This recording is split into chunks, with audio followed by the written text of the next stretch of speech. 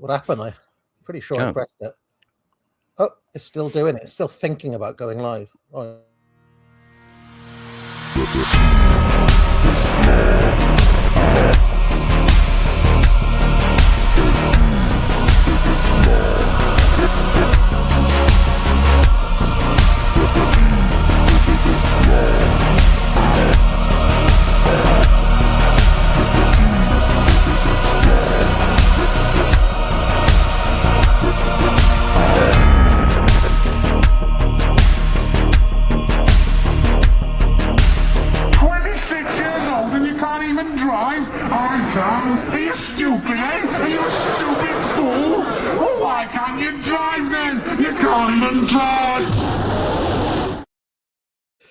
Well, hello everyone, and welcome to another episode of The Deepest Lore.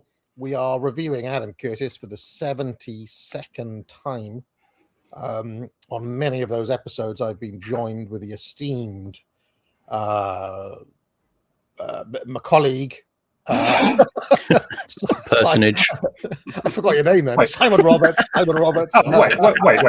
That intro was for me, wasn't it? Surely. Yeah. Okay. Yeah. Well, you were going to come in as well. Yeah. So Simon Roberts. How you doing? Guest starring Simon Roberts with Horus. Yeah. Not even featuring. Well, I get feet. Featuring Panama Hat. And I do get Horus with Panama Hat. This is a Nick Dixon situation, isn't it? We're going to have to fight about credits again, aren't we? Well, since he left on his contract. When it was a Nick Dixon. It was television's own Nick Dixon's Deepest Lore. You know, that's what I have to renegotiate our. Oh, sorry, I heard the word esteemed and I just thought, well, it can't be Simon. It's got to be me. So. No. But no, alas. So there was no show last week because I had to give my Shakespeare talk, and Simon and Hat were there. But then the following day, I was staying in that hotel, and the following day I had the Pete McCormack interview that aired last night. And I think you guys met me on the Wednesday. I gave the talk.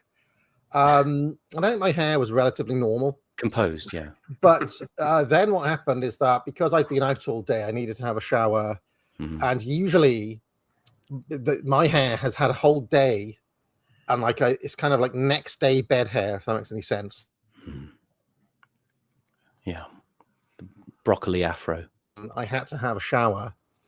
And despite my best efforts wrestling with a brush in the morning, it looked pretty good as I left the hotel room. But it was a very windy morning. And I had to get from, like the hotel all the way down to the studio in Soho. And the wind got into my hair, which means that interview, I've got a full-on Zoomer broccoli haircut. Yeah. And most of the comments are a comment on my Zoomer hair. And last night, the missus spent 10 whole minutes reading comments and just pissing herself laughing. And she said, look, your hair doesn't look like that now. Your hair never looks like that. So what the hell happened here? Yeah, but that was strong marketing game for Zoomer audiences there. I have seen rude comments, people who say just one word, Gaddafi, things like that. Yeah, well, yeah, and see, I was properly stitched up by McCormack's team because they gave me a can of Monster as well. I've never touched Monster in my life, but I know it's like a Zoomer drink. So I'm there. I've got my Zoomer haircut with a can of Monster. Heavily dilated pupils, yes. Which I tried putting in a glass to make it look better, but not sure that worked either. So yeah, that was that. So if you haven't seen that is out. I also have an interview I did with Eric Kaufman some time ago that's just about due to be released if it's not out already. So look out for that. That'll be out. If it's not out already, it'll be out later on or tomorrow or something else. I also have a journal article that has just been published in Theory and Society. So if you have a university login, I shared that on my community tab earlier on. But anyway, how are you? So I've been kind of a little bit busy.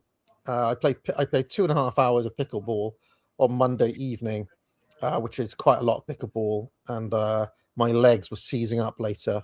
Like, when you sit down and then kind of like you got cramp in your leg. It's tough being an athlete. Yeah, I know. So anyway, how have you been? Good. I've been good, and I just wanted to pay credit to Panama, who did a brilliant lecture for London Basket Weavers orientations last week, which I attended and which was very fine. And thanks to all the nice people who came up to the Verdurant event on Wednesday and said hello, including Coney, who is a very nice chap, and the nice chap who gave me a Nixon 72 campaign pin, which is lovely, which says Nixon now, and the nice man who got you to sign his jar of mellow birds. Oh yeah, was that Coney? No, that was not Coney. That was another fellow. I still don't know which one Coney was. Yeah, he looks intelligent. I signed a jar of mellow birds. I signed many books. Many books were signed. It's kind of weird, these events, because I have to do the book things. I don't really get to talk to anyone, so it's kind of like, apart from to say like, do you want your name? Okay, two max.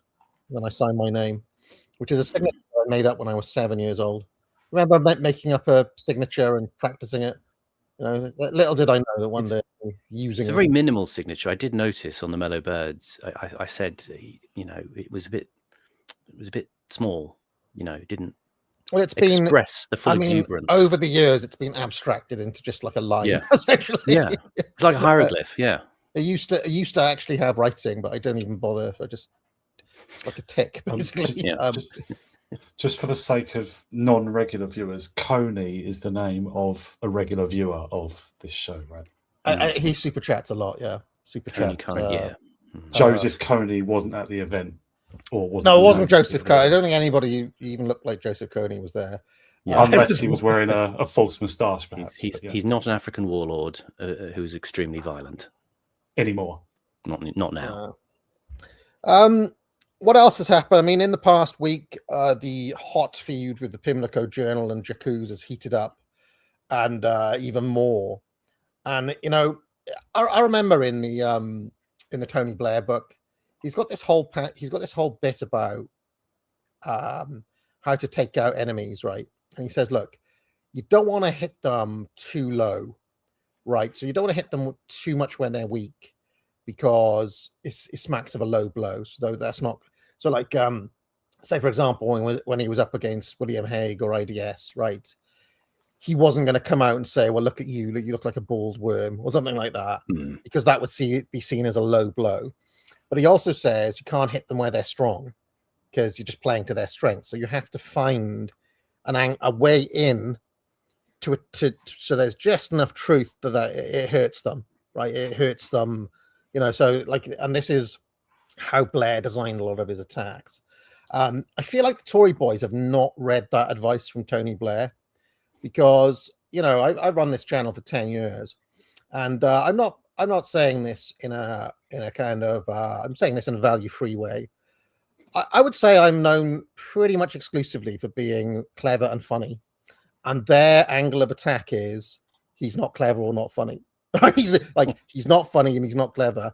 That is the worst route in. Like, that's the only thing people know me for. Why would they go there? Why wouldn't they attempt another angle of attack? Do I might actually make my own secret Tory boy account to try to help them, because the opposition is too weak. It's so weak that people have actually accused me of setting up these are genuine people who write for Pimlico and so on, and people they're so crap that people think I've set them up to make myself look good. People always used to say that about the old Tory boys as well, about Harry and Gladive and Easter Gammon and so on. Like, people are convinced that it's like a years long running joke that I run these accounts myself.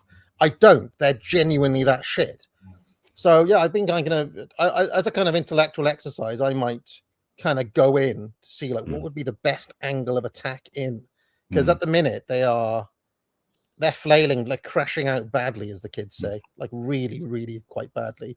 And that's just in their run-ins with me, let alone the wider kind of support for Restore and the wider they are a very ineffectual little band of dweebs in my opinion. But what do you guys think? Have you seen any of this action? Well, the hair vector is going to be a strong line of attack, obviously. Yeah, well, yeah, I mean, yeah, they could go on the hair. They could go on the hair thing, but But I they've feel got like crap hair as well, haven't they? But I feel like that is also a little bit like having a go at Boris for being dishevelled or something like this. That's not a strong enough attack line. You know what I mean? It's like kind of, you could easily turn that weakness into a strength or turn it round as being like, okay, well, it's like attacking Tim Pool for having a beanie. Yeah. But that's his thing. Right? And maybe my thing is just having crap hair. What can I do about it? It's the way Stuart Lee deals with, he does the thing about people come up to him or pass him in the street and say, Radovan Karadzic has let himself go, that kind of thing. Yeah. Yeah. So anyway, I might, if you see like a amazingly effective Tory boy crop up and start, you'll be like, oh, actually, this one sounds good. It's probably secretly me. I would prefer that if there were, a real one though, I'd prefer that to happen because when you start engaging with these guys, it's disappointing how little substance there is. You try and get at the core of their argument or what they are actually trying to achieve. I mean, is it just to support reform or what? And it's really insubstantial and lame. And I kind of want better enemies in it's fine. Like we sort of expect there to be these people, but they're crap. Yeah. Whoever's there's no honor paying them. There's no glory or honor in defeating them because they're so shit. That's the issue. Unsatisfying. Yeah. It's like beating a jobber. It's like a jobber match. It's a far cry from the days of Lord Keynes. Lord enemy. If I ever got victories against Lord Keynes, I had to work for it because he was fucking clever. And also people also used to accuse you of being Lord Keynes. They used to say it was just an alt account that you used to argue with yourself for kind of that is true. Reasons. That is true, but at least I mean, in fairness, you could argue that Lord Keynes won that because I'm no longer a libertarian and he's still a post-Keynesian. So you could argue he won in the long run. Do they fall below President Sunday standards? For old heads, we'll remember that. He's a very bad scumbag, President Sunday. Kind of doxer and weird psycho type. Yes. Yeah, he's not. I don't consider him a worthy foe. No. I mean, I reckon in the kind of wide pantheon, in the rogues gallery, who has kind of put up a modicum of a decent fight over the years. Keith, arguably. Keith, I would say. Keith Woods, right? I mean, I don't like him, but our run-ins our disagreements have been fairly productive, I think. He's a clever guy and so on. I'm trying to think. I can't really think of too many who've really been worth something, Lord Keynes and Keith, I would say, probably are the two actual worthy foes. Whereas the Tory boys in the original Tory boys, I always saw them in Batman's Rogue Gallery terms as like the cat men, if you know who they are, like the really shit tier, Calendar Man and the Condiment King and these sorts of like Z tier, like really 2-bit villains. But it's been quite amazing because now there's a new lot of Tory boys and they're kind of like they've kind of like allied with Harry Ingledew and Easter Gammon as a kind of breaking the banter mood briefly with a little bit of Curtis reference. But did you the Nigel Farage petrol station video from last week? That tied very much into a theme Curtis has brought up a lot about in his recent interviews about politics. He talks about it's just become cosplay. And I saw the word cosplay pop up about the Nigel Farage petrol station video because his barber jacket was, I think I saw Aidan Paladin mention that, he was kind of wearing it sort of ill-fittingly, if you know what I mean. It's sort of, it seemed highly performative in the way that, Rupert Lowe seems to wear a barber jacket because he's a man on the land and Nigel Farage wears it as a costume. Yeah, as opposed to his sort of, what's his other jacket with his like black collar and I can't remember what they're called, sort of camel coloured. This is the thing. If you read a story about somebody who tried to like trespass on Rupert Lowe's land and he went and grabbed a rifle, you'd believe that was authentic. Whereas, that with Nigel, it would just be some sort of concoction or, he is a true charlatan in my view He's got the Arthur Daly jacket and he's got the Barber jacket. And he was doing a bit of allowable tactical bigotry at this event last night, where he said, "Oh, we want good kind of immigrants, not goat herders," And he's. I mean, it's kind of. That was planned. That's clearly planned. Yeah, clearly planned. I mean, clearly. Oh, I'll get into trouble for that. I mean, come on, Nigel, pull the other one, mate. You know what I mean? Like he probably had his people intimate to the Mirror that he was going to do that in advance, so they weren't too shocked. Like, nothing spontaneous about him. Yeah. I mean, just before we get going with this one, I don't want to devolve too much into kind of slop commentary, but I do think there's a very significant thing that has happened in the past day or so, which is that Joe Kent resigned. Okay. And he basically, in his resignation letter, said there's no security threat from Iran, and we've gone into this war because of Israel, basically. And then at the same time, there was a report from Jonathan Powell's office, who sits on the UK National Security Board or Council or wherever it is, saying that one of the reasons Britain hasn't got involved is because they believe that Witkoff and Kushner are agents of Israel. And this gives a lot of grist to the mill of my long-running Coke conspiracy theory that the CIA, possibly in tandem with the other Five Eyes, are slowly but surely working to bring down, to bring down the Zios.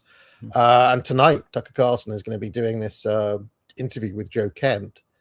And honestly, I in all the time I've been online, I feel like they're on the ropes. I really do. I mean, they're talking tough and they've called this guy Joe Kent everything.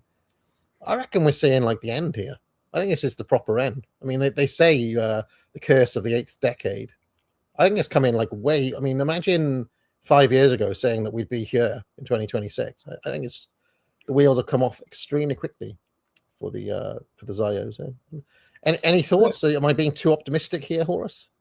Well, various people on our the signs. I read the signs the same. The various people on our side have sort of predicted this. That I think I don't remember if I said it, but I think people like Jose Nuno, I think Striker, people have predicted that.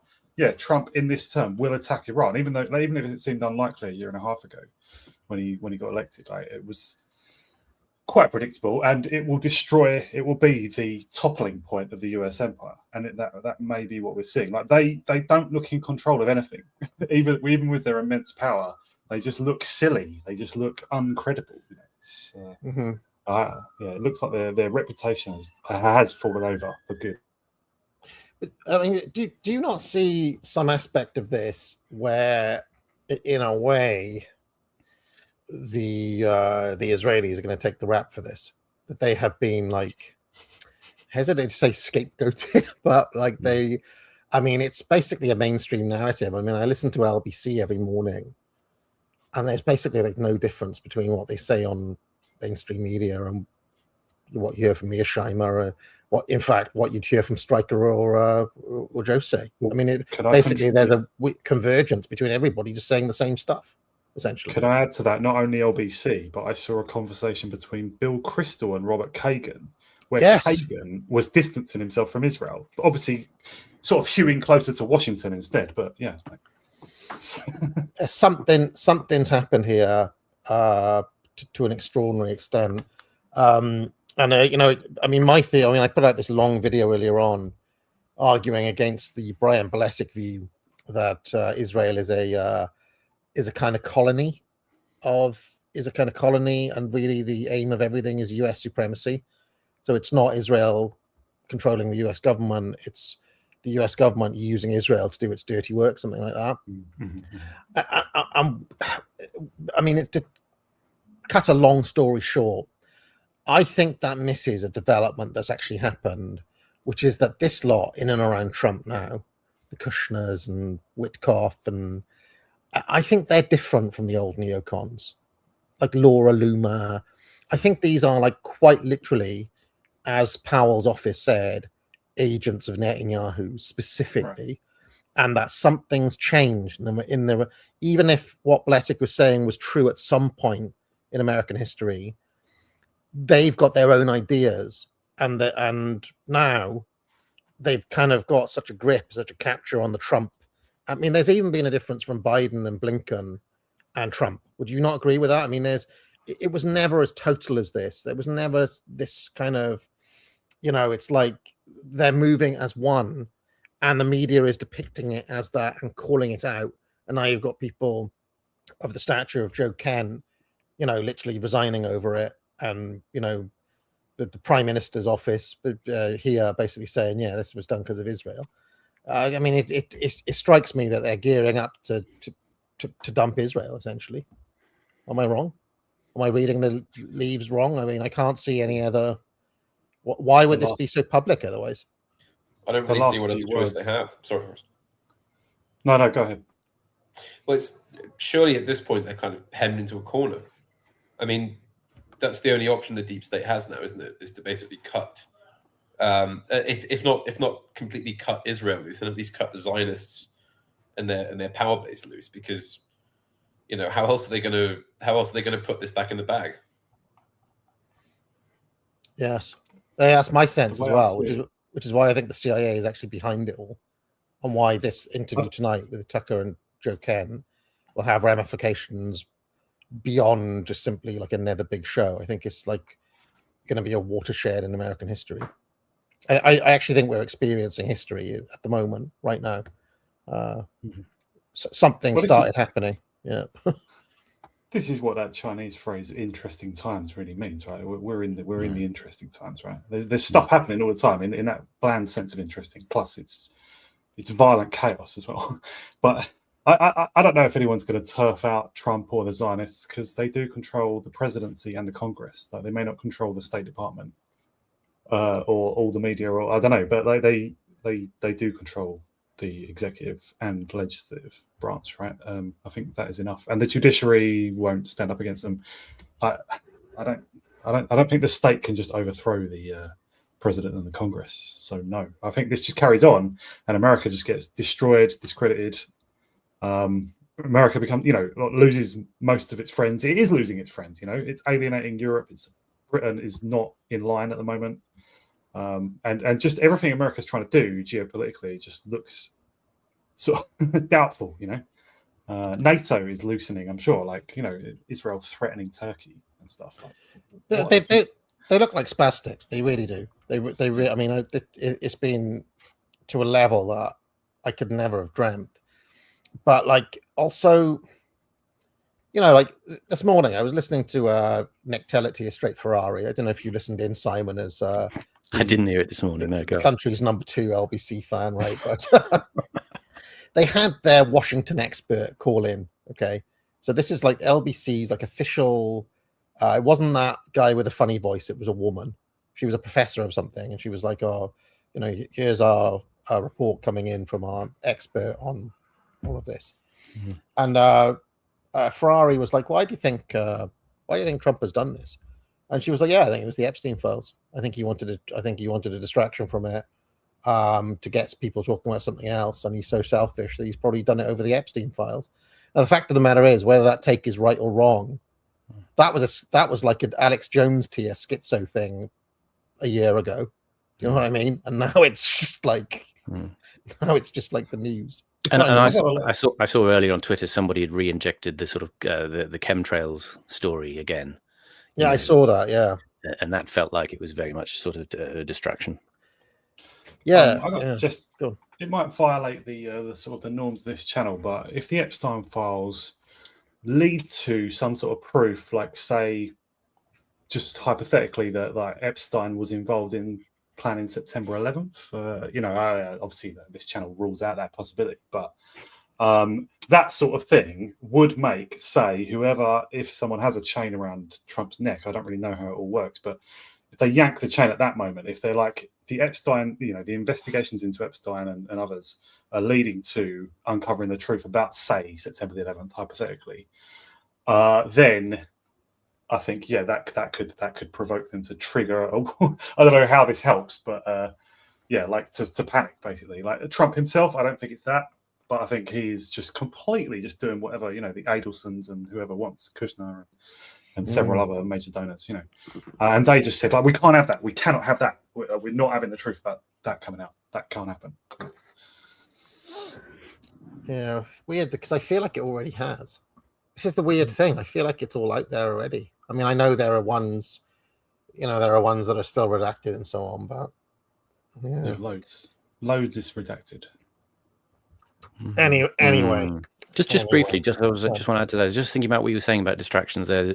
When you said about the various agents of Netanyahu. I mean, of course, enemies will laugh at that as hyperbolic. And obviously there's not such an unsubtle relationship that these people are sort of reporting to his office for orders or something.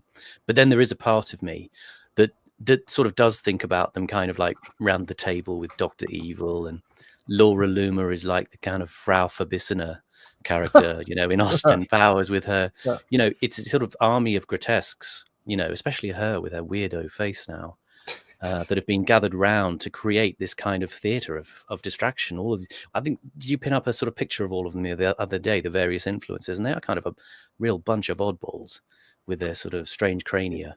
And there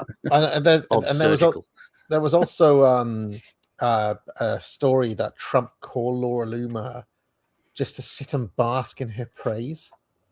That was a fucking weird story. What? The president is calling Laura Loomer glazes Trump, and then like what's she saying? What's she saying on the phone? Oh, you're so great, Mr. President. Like, it's so weird.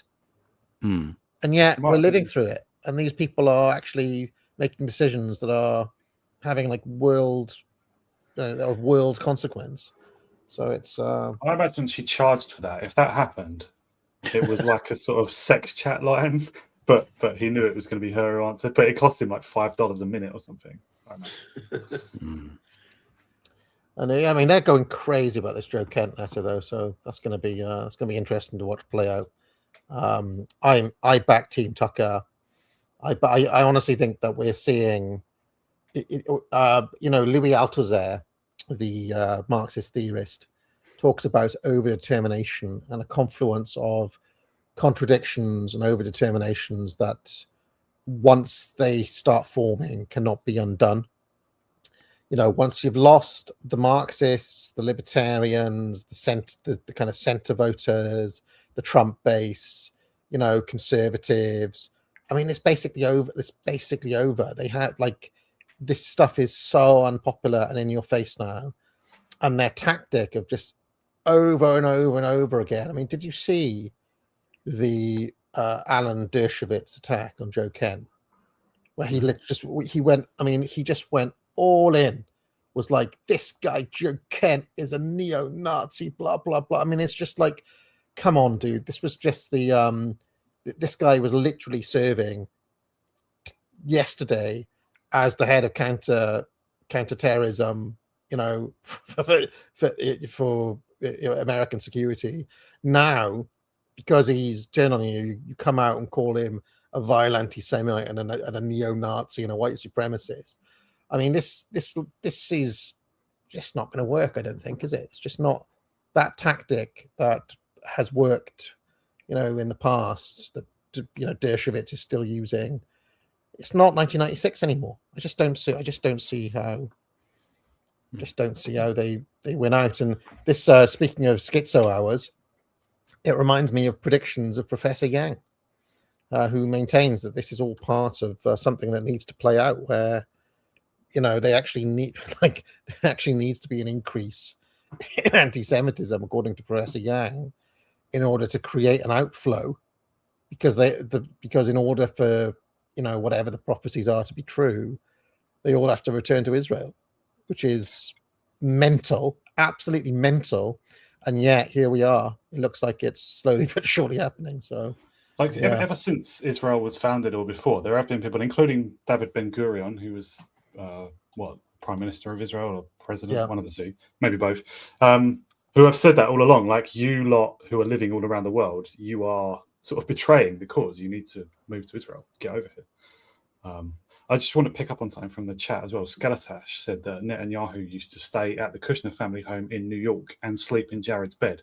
100% fact. I have read that as well. That I believe that's true.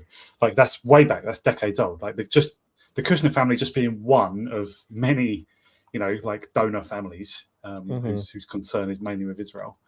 And yeah, Netanyahu is on that close terms with them decades back. And obviously, Trump's daughter is who he's very close to, is married to, and like a convert to Judaism. And obviously, Trump went with her and Jared Kushner to visit the grave, to honor the grave of the Rebbe, the Lubavitcher Rebbe, who's like a really like a mystical figure for the the Chabad Lubavitch thing. I won't go into all that, but just how close the connections were even before they got involved with Trump.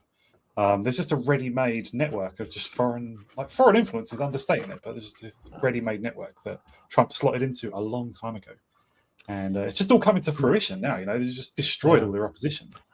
I truly believe that we should keep an eye on. Something tells me Tucker Carlson is more.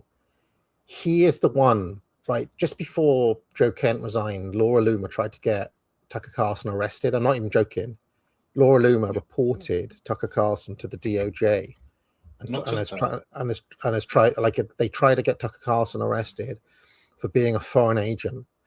I'd love that to go to court, and I'd love them to get all the way and realize they're up against the CIA. That's my dream. They've tried to sue Tucker Carlson. It'd be like that old stone toss meme.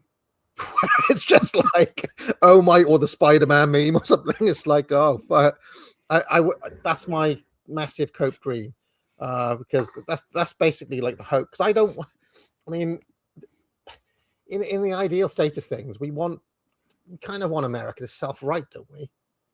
Do we not want it to come good? Yeah. But it won't. That's what Tucker's trying to do for the nation. The CIA is not genuinely like sovereign or independent, though, right? They are ultimately under the president or whatever. They're not really going to. They don't decide most of the time anyway. They don't decide who's in charge. Like I don't think they can sort this out. Well, they've certainly been undermining the war effort, leaking against the president. The Pentagon's been leaking against the president. There's a lot of signs of that they're not kind of on board with what's happening here. So let's see what happens. To talk about cope, we're counting on the CIA to come good, and now we're about to watch Adam Curtis. Simon. Yes. This was your fantasy. Yeah. Is it too hyperbolic though to have that that sort of trope of the CIA as a kind of a power within the power, second biggest air force in the US kind of thing, and the sense of their possibility of rogue independence that they have by license of their profession? Is that being overstated then? I don't know. I feel like they have decided a lot of exceptions. To come back to who is sovereign and Schmidt. CIA have done a lot of shady shit throughout history, and they've done a lot of things of their own volition, to the point where we've had times where one branch of the American military in Syria was literally fighting the CIA. Right? So that suggests there's a high degree of CIA autonomy within the system. And think about it, they don't have to abide by any of the rules. They are a law unto themselves. And so for what you're saying to be true, Horus, either they are already 100% captured by the kind of Laura Loomer types, or by the Trump presidency. But I can't believe like the same CIA that come up with the Steele dossier that tried to do him in before. Right? I feel like there's a genuine tension there. Unless Trump has been successful in gutting the CIA. Who's the CIA boss now? Did he change the one who was there from Biden, or is it the same guy?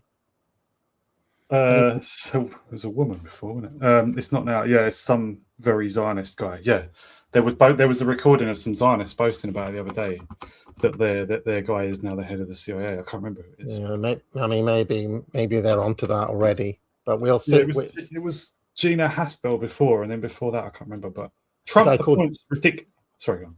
John Radcliffe is the current director of the CIA. Yeah, there was a recording the other day that came out of some, I can't remember, it's like a lobbyist for Israel in America, just a recording he didn't know would be publicised, and he said, "Yeah, that guy, he's our guy." Like, he didn't say it in those words, but it was clear. Do you know what's mental is that there's only been 9 directors of the CIA in history. It's kind of crazy, isn't it? It was actually a new role invented under George W. Bush. So before that, there was the director of Central Intelligence. So that's kind of interesting. There was a restructuring under Bush, which is interesting in and of itself. Okay, all right. Well, shall we make a start? Hey, have you got a favourite director of the CIA? Or do I have a favourite one? HW. He was director of the CIA, wasn't he? Well, that was before the reforms you mentioned, but sure, I'm not objecting. I mean, in the current, no, not really. they're all pretty bad, aren't they? No, I like George Tenet. He's my favourite. No, not really. He's like Middle Eastern or something. He was like Lebanese background or something. George Tenet. Just a little tidbit there. Yeah, there's a lot of pressure on Tulsi Gabbard to resign now, because apparently she was told to fire Joe Kent, and she wouldn't do it. And something like, I don't know. There's a lot of speculation as to what's going on. So anyway, let's make a start. Buy courses, ladies and gentlemen. Trivia and Foundations of Shakespeare. Subscribe to the Substack of Horus. Subscribe to the YouTube channel of Panama Hat, and I'm just still on Twitter. retweet Simon Roberts on Twitter and watch his recent talk on Laurence Olivier. Oh yeah, that was fun. Yes.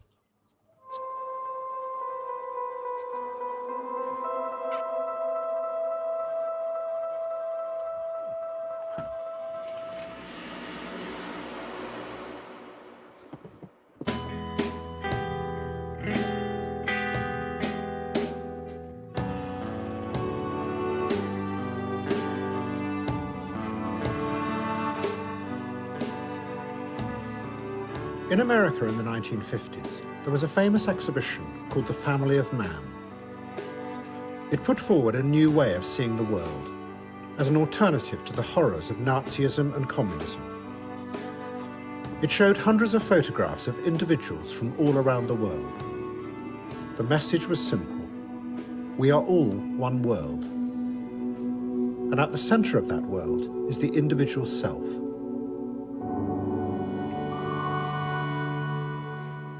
The man who helped design it was a refugee from Germany called Herbert Bayer. He saw it as a new kind of propaganda. Instead of being overwhelmed by dramatic stories created by those in power, the individual would make their own story out of the photographs. Bayer made a diagram to show his idea. At the center is the giant eye of the individual self, surrounded by a mass of images. It was a utopian vision of the self, selecting and arranging the fragments of images into their own story, and so becoming strong enough to withstand tyranny. Confident individuals in control of their own world. Pause. So, yeah, just to leap in with a couple of things as we get started. The title of this episode, Are We Pigeon or Are We Dancer? Many people will obviously know the song, the Killers song. Are we human or are we dancer? Mm-hmm. That title in itself seems to have been derived from a quote of Hunter S. Thompson, and I think it's one of those quotes which explains. We'll have seen, the visual metaphor of people dancing in. We go back to something like the Power of Nightmares. Said Qutb seeing people, at a church dance in America in the 1950s, and imagining them to be these kind of, materialist lost souls.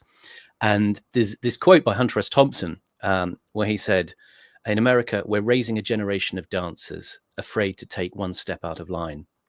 And that sort of inspired the song, Are We Human or Are We Dancers? And in the sort of context of previous episodes, you may recall I've said I can't always find attributions for certain quotes. And that particular quote of Hunter S. Thompson, I cannot track down. And this has happened a few times now. And I wonder if actually what is happening is Curtis is sort of deepening his game with the sort of struggles our struggles with slippage between reality and fantasy, he takes elements of texts and then he puts them together in effectively synthetic quotes that he uses in some of his narration. So there are elements that you can track down, and he's kind of put them together.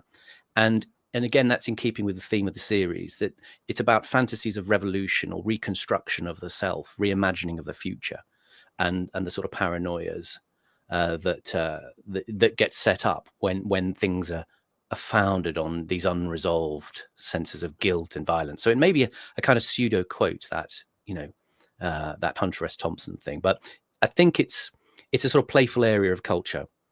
And to go further into this question of the pigeons, are we pigeon or are we dancers? He's going to bring up something later about B.F. Skinner, who was a behavioral psychologist. And he talked about it in an article when this series went out. And he said that Skinner predicted the whole idea of individual freedom will just be a passing moment in history. Soon, he says, science will find a way of gathering enough data on all human beings so those in charge can predict their behavior and alter it with rewards. At that point, what people feel inside them will become irrelevant.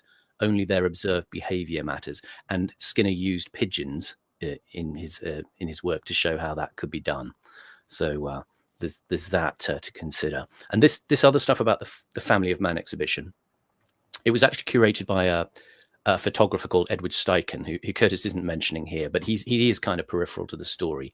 Herbert Bayer was a graphic designer, and he set up this format of an exhibition, which we're now very familiar with, of using sort of large-scale photographs and kind of placing them in an architectural way in a venue. Maybe they're tilted, or maybe there's multiple photographs all kind of focusing in on your viewing eye. And his idea was, to boil it down, basically, that you would make, in the way that montage of shots in a film allows you to make narrative connections, you would come up with your own connections between these images, and it would decentralize the idea of narrative. He talked about the eye that's free of the ground; it's torn free of the ground, and he uses these kinds of these kind of arrangements that you see in that illustration. The man with the eye on his head. I mean, that reminded me a little bit of the Residents, that avant-garde band as well. Yeah.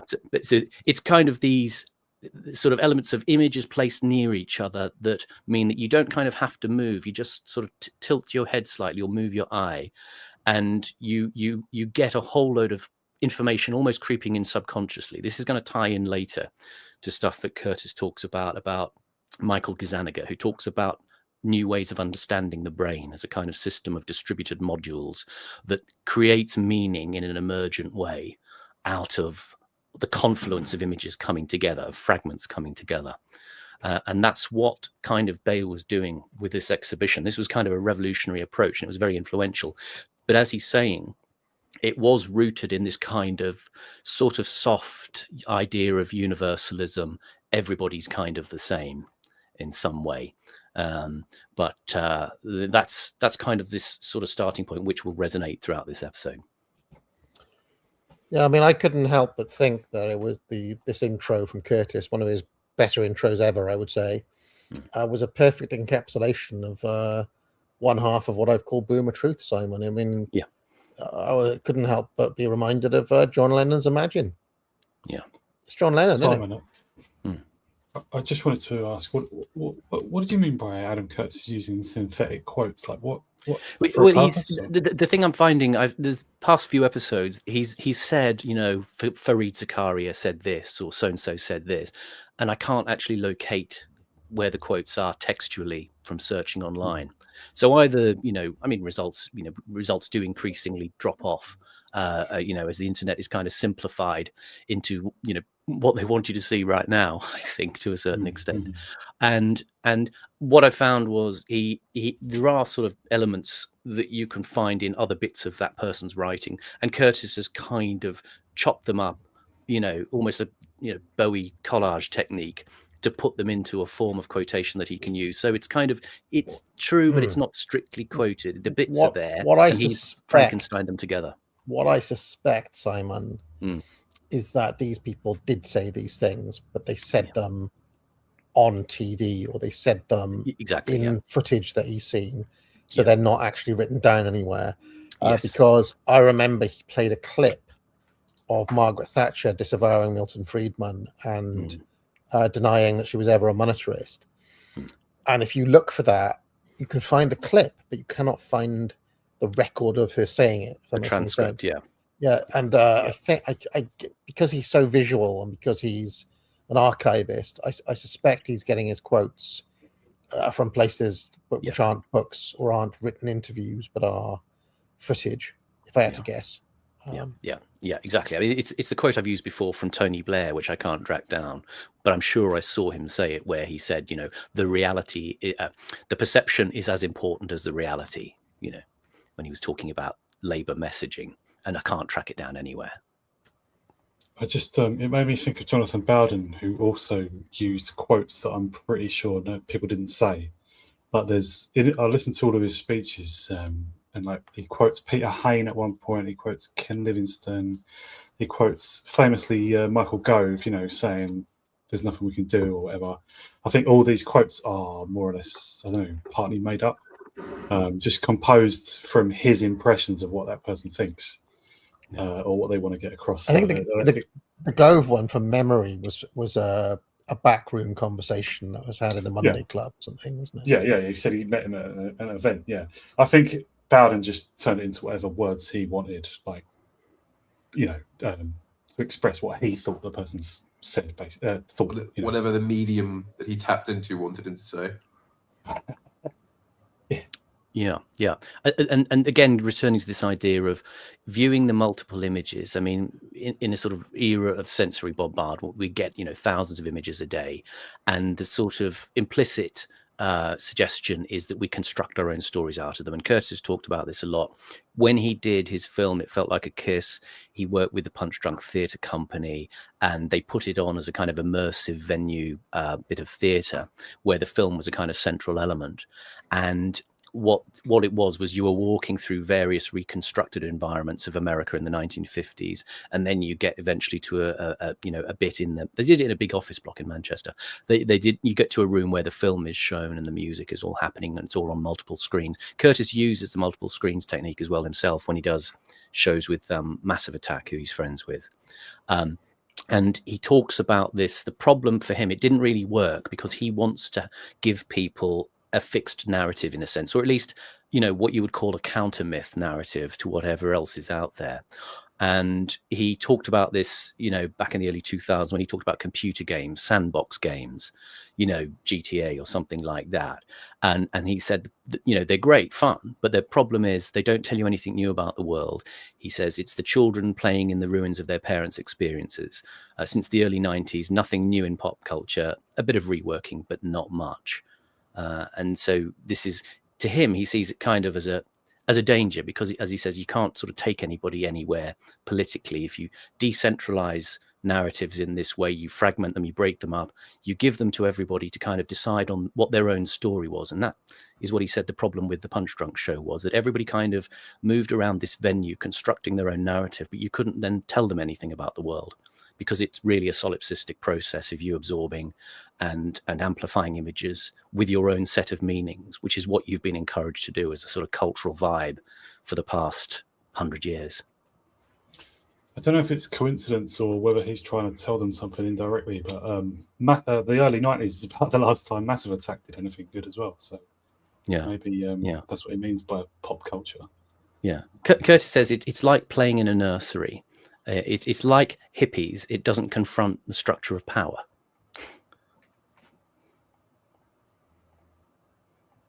Parents are the same, no matter time, no place. They don't understand that us kids are going to make some mistakes. So to you other kids all across the land, there's no need to argue. Parents just don't understand.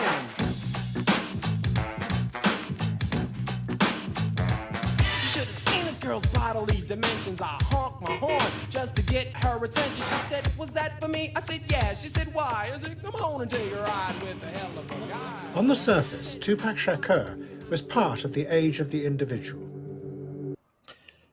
If that was early Tupac, it was whack. That was whack, as they say in the hood. Absolute shite. It's like Will Smith or something. That was DJ Jazzy Jeff and the Fresh Prince, and absolute shite. I was going to say, was going to say, it sounded like Fresh Prince.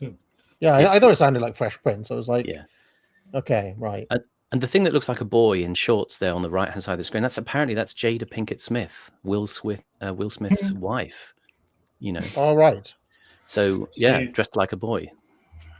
She is definitely a tomboy. Yeah. And he's a cuckold, as we discovered at the Oscars. Remember? Oh, she's a bit of a wanderer. To take your wife's name out of my goddamn mouth. Take your wife's member out of my gob. Yeah, that's right. That was a very embarrassing arc for Will Smith.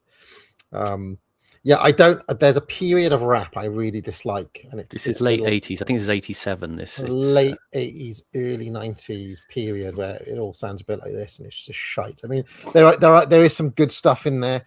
Eric B and Rakim, they're good, right? But Menacherry. Nah.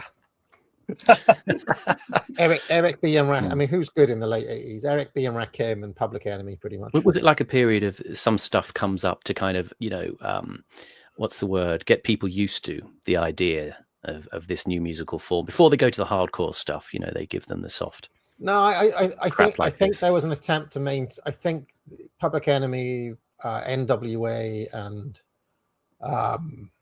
stuff like Eric B and Rakim, EPMD.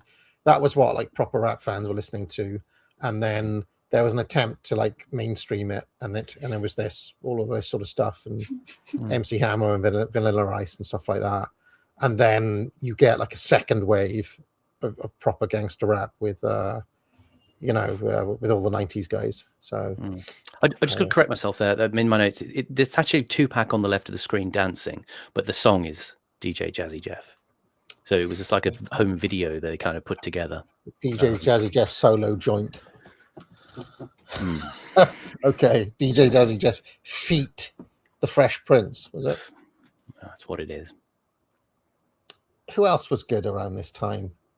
There was who was that guy?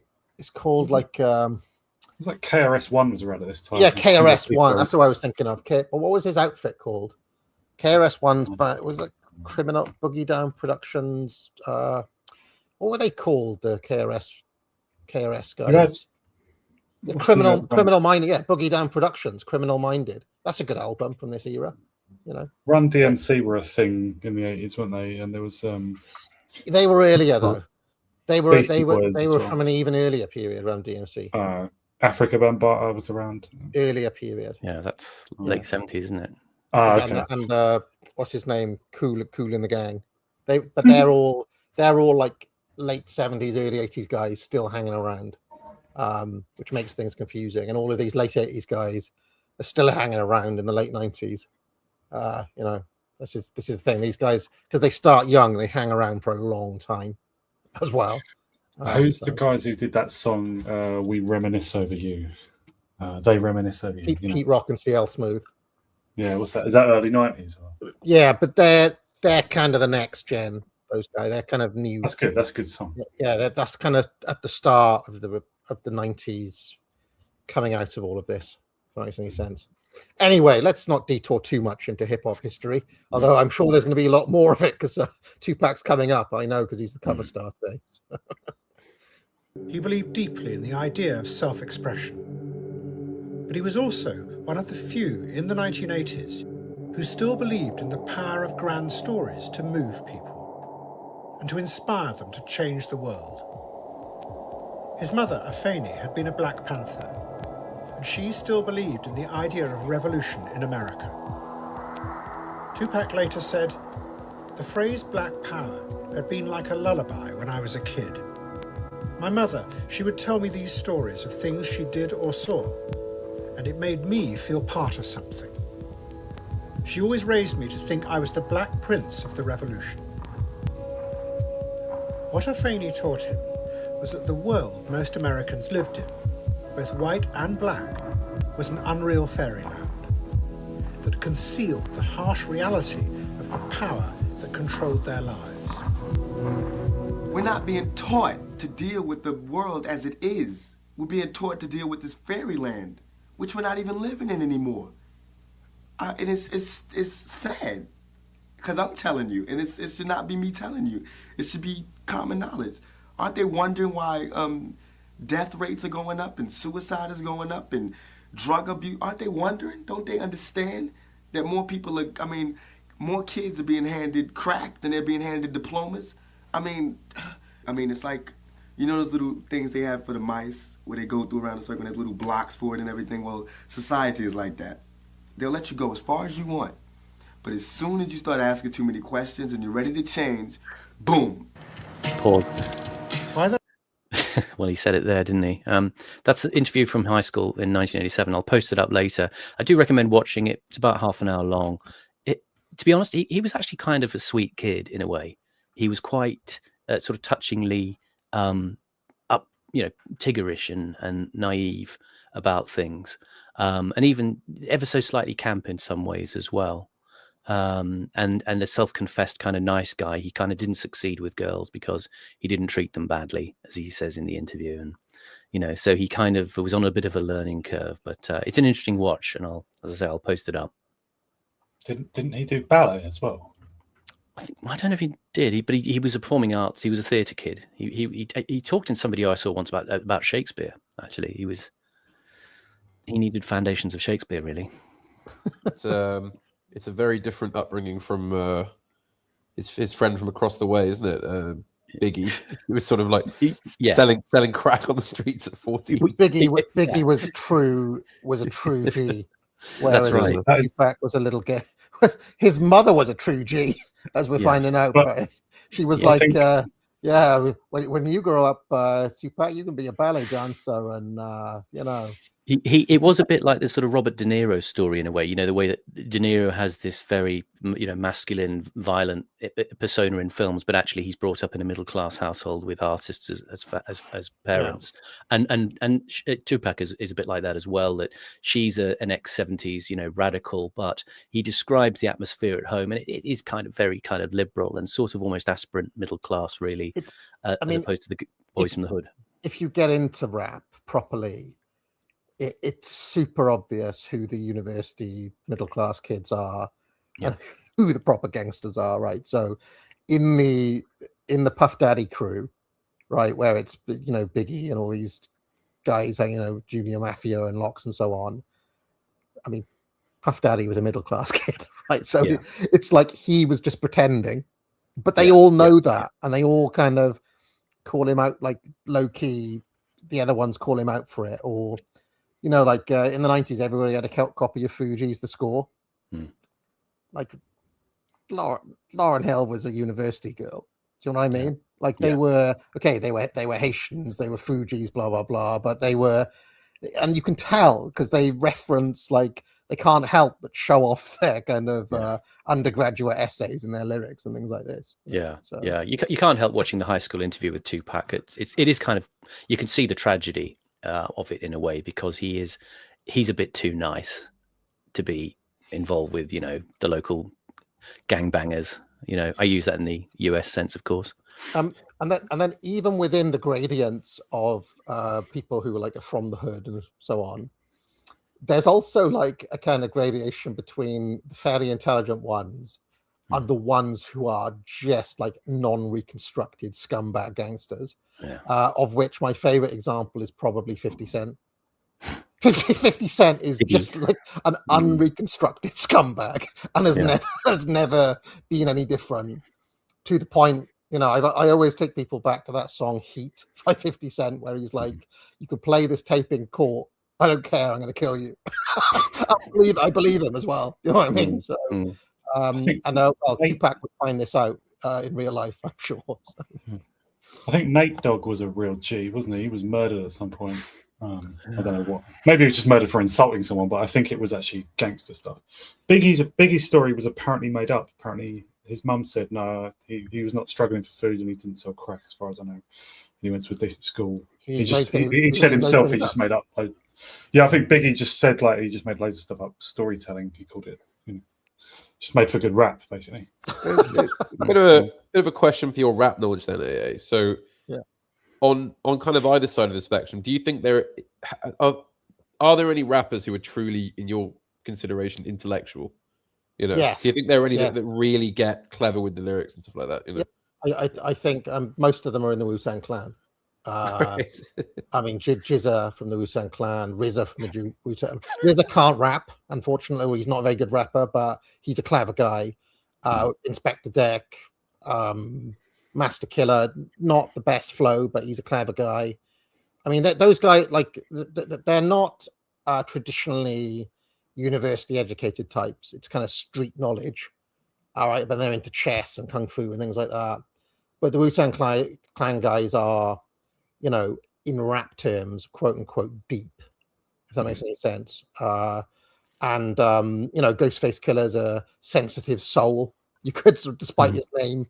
There's a couple of Killer Mike is pretty clever. I mean, he's left wing and he's a bit of a twat, but you know, he's got chops. There's a guy who the Guardian loves called Common, who I find a bit insufferable, but he's clever. Yeah, there are clever ones.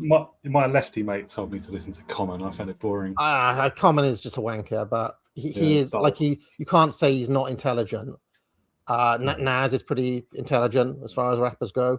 You know, so there are intelligent rappers, but there are a lot of like ballers and scumbags as well. Got to be careful. We've now got beef with Common on this channel. Damn. But he's not dangerous because he's a brainy one. He hasn't got a piece on him, so it's all right. It's not strapped with a gat. Okay. No. But there's a couple of PhDs as well, isn't there? There was a few. I'm going to have to watch. Yeah, but I'm not. You know, you said you're gonna have shots fired at you. You know, when you're walking down the street. You know? Yeah, Horace going to make some bodies turn cold. Common's going to come after you. Yeah. He can't bring the kind of steel that my crew carries or something. I don't know, just try to use the terms.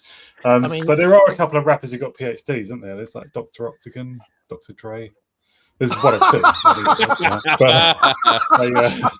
Professor Griff. Professor Green. Professor Griff. There you go, yeah. World of academic hip hop. Yeah. Chuck D is another one who's intelligent. I mean, you disagree with his black power politics and all that, but he's intelligent. Definitely intelligent. And there are ones who are just thick as mints as well. I mean, remember that guy DMX? I think he's dead now. Thick as mints. You know, good rapper, but you know, stupid. Master P, thick as mints. That whole crew was stupid. You know, I think the Outcast guys are pretty clever. You know, what are they called? Big Boy and Dre. Those two. Yeah, their lyrics are not too dumb. They're more original. Yeah. So. Yeah, definitely. In fact, that Southern crew, of which Killer Mike is a part, and so on. In general, the Southern ones, not Master P and co, but like the ones who come out of that outcast circle, tend to be quite clever. And I guess it's because they're all from Georgia, which is known to be like a middle class, like a kind of rich black area. I don't know. I'm just kind of guessing. But, they strike me as more intelligent. Anyway, let's carry on. And for the nerd, Doom, obviously, MF Doom, Yawn. Yeah, you have to say that he's clever too. In the 1980s, it was clear that the promises of the civil rights movement had not been kept in America, and the idealism of black politics fell away, and the communities divided into gangs that then turned on each other. The shooting started about, 76 on Melbourne. In 76. You know, they stopped fighting. They just started shooting. You know, and it was something new to me. You know, we used to fight all the time. And the next minute, I'm running from gunshots. So the only thing I said to myself, say, man, are we going to start doing what they doing? You know, same thing they do to us, we do to them. Do or die, stay in the house. You know, fight or stay in the house. So I wasn't going to stay in the house for nobody. Then, I just wanted to remark on what Edward Curtis said a minute ago, that the idealism of the civil rights thing had died off, and like black politics or whatever had become disillusioned. I think that's what he said. I think he's kind of smearing two things together there a bit. That like it's not necessarily that black people in general across America all supported civil rights. Like a lot of them might not even have really known about it.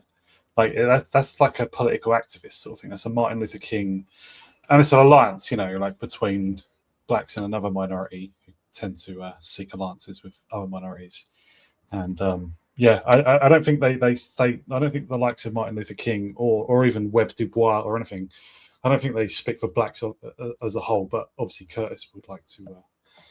Maybe I'm reading it wrong. But... Well, is there a conflation because there is an East-West divide in that matter? Do you think the East Coast is going to be a bit more gritty and maybe.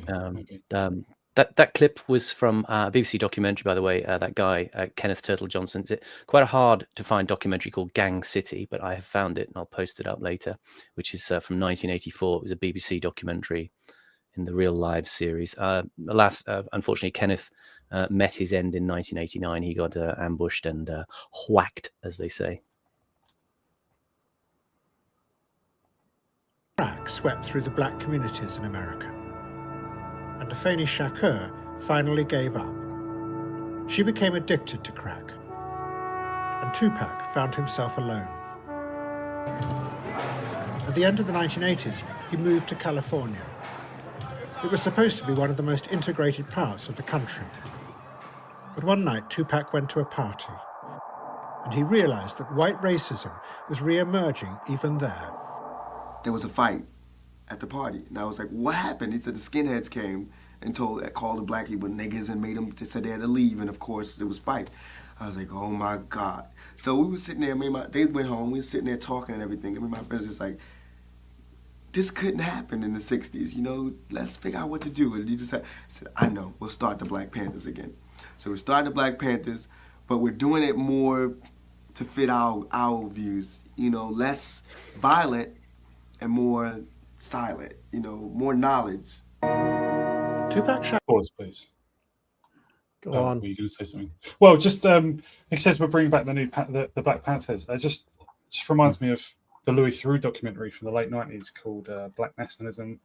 He meets a group called the New Black Panther Party. I assume they didn't have anything to do with Tupac, but I don't know. Khalid.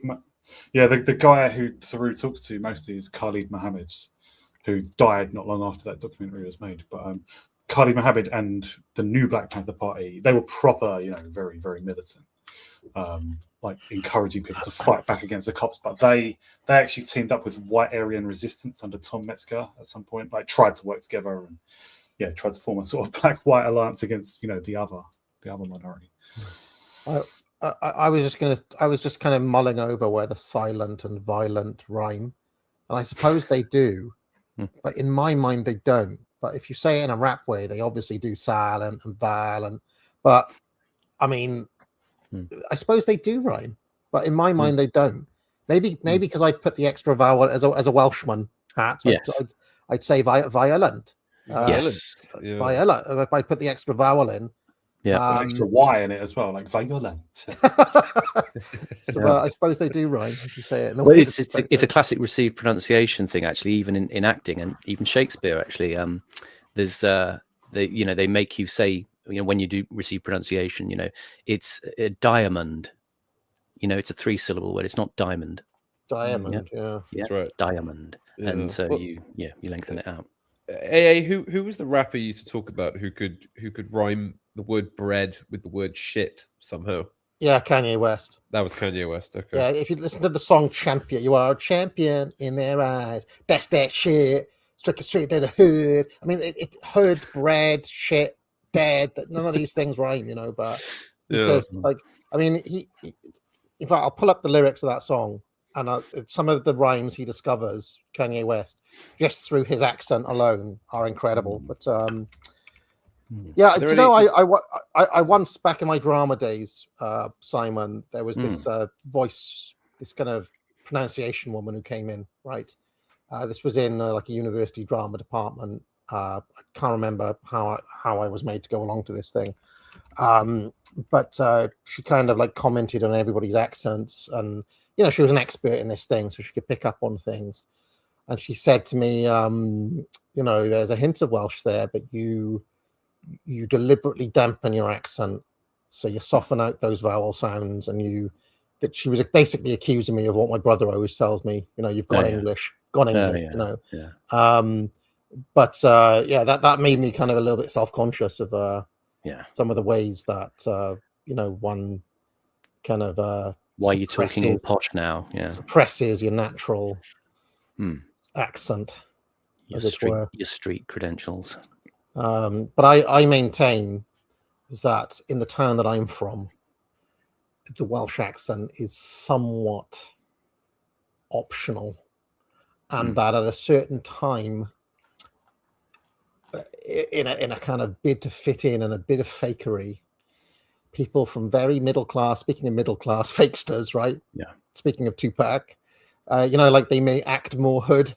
Yeah. I feel like people from my hometown act more Welsh and elongate, like they literally kind of really lean into heavy Welsh accents that they didn't have, right? I knew them when they were 12. They didn't have that voice. But by the age of 14, they were speaking like they were from the valleys and things like that. So it's like Mockney at the beginning of the century with Guy Ritchie and Tony Blair and his estuary, dropping his T's and all that. So, and I had this conversation with my brother many times. I maintain that he is the one that fakes his accent. Yeah, my accent is authentic to the town that we're from. Yeah, you would have been with the Port Talbot Bloods, and he would have been with the Crips. Well, no, or was the other way around? If you know Port Talbot, not Port Talbot. I'm just using it as an example of a Welsh town. No, they were rough down there. But anyway, let's carry on. I used to some of the schools I used to dread playing in football. Everywhere was rough compared to us. Drive by at the ice cream just park. Try not to get your head kicked in. Shakar set out to reawaken the radicalism of the Panthers. And to do it, he was going to use himself as the central character. I hear Brenda's got a baby, but Brenda's barely got a brain. A damn shame, the girl can hardly spell her name. That's not our problem, that's up to Brenda's family. Well, let me show you how it affects our whole community. Now, Brenda really never knew her moms, and her dad was a junkie. Now, when was this song from? Right, look at the quantum leap in production values and sound from that DJ Jazzy Jeff song to this. 91. It's only the space of a couple of years. It's kind of light and day, isn't it? So, anyway. Do we know when Tupac became a West Coast guy? Because he's from New York, right? But, he became part of the West Coast. Migrated around a lot, I think, before he got to California. I have the Kanye West lyrics, by the way, right? It's the song Champion. It goes, do you realize that you are a champion in their eyes? Kanye West sings, raps. Yes, I did. So I packed it up and brought it back to the crib. Just a little something to show you how we live.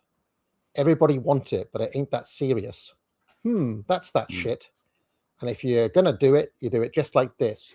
But when he sings that, did, crib, leave, sis, and shit all rhyme, which I think is quite a remarkable feat of stretching syllables.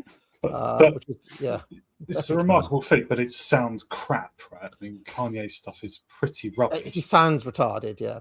Yeah, he sounds like a guy drooling, like it's like a slack mouth or something.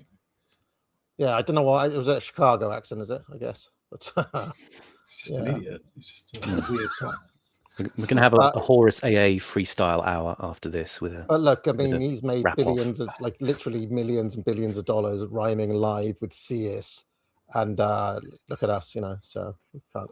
That reminds me of when Jade Goody was still alive, and women at work, I'd say just all the bad things about Jade Goody, and she's made her money though, isn't she? And I was like, yeah, but she's got a good manager. She was selected, basically. Like, they wanted a pig. They wanted to put a pig in your face, like, for some reason. She was a disgrace. Jay's Goody was a disgrace, though. Do you remember?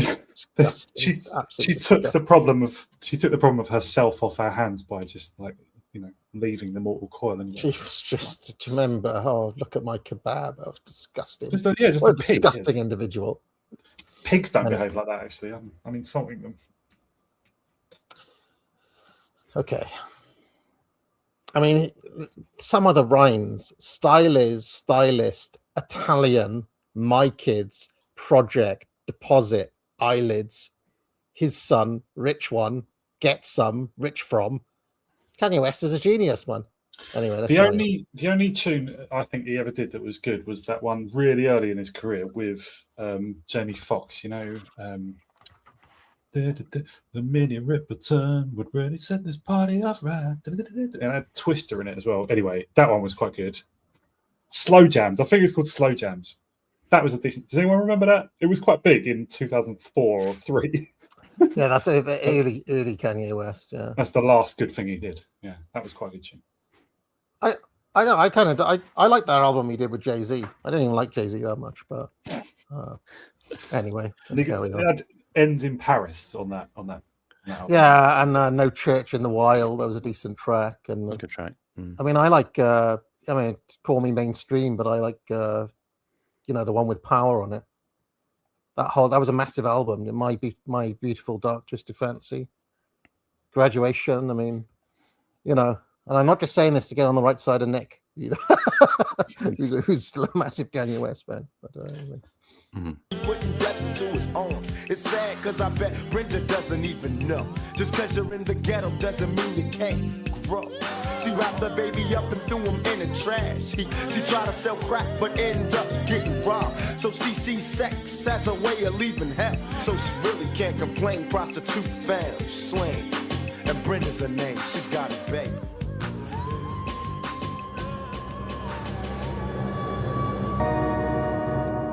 So were we saying there's an element of agit-prop to Tupac stuff then, Simon? Yeah. It'll come a bit more fully later, but he was essentially, you could see it in the high school interview, he was trying to combine a sense of social activism. He was a kind of social activist in his youth, and as I said, he was migrating around a lot with his mother. So it was an attempt to sort of forge an identity of some kind. And this is the sort of great confliction in his later career, that he's trying to sort of join and be part of, the gang scene, and at the same time challenge the black community and say, are you going to rise up then, out of all of this? But that'll come a bit later on the doco.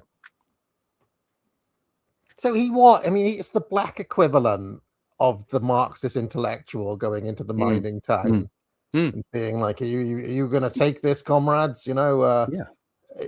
Remember that character, the Peter Sellers character in I'm All Right, Jack? Somebody like this, He's trying to, he's trying to live his deep cover. Yeah. I watched that film, All Right, Jack. That's a good movie, isn't it? That's very good movie. Yeah, Bolting Brothers. But there was another country that was also like a fairy tale land.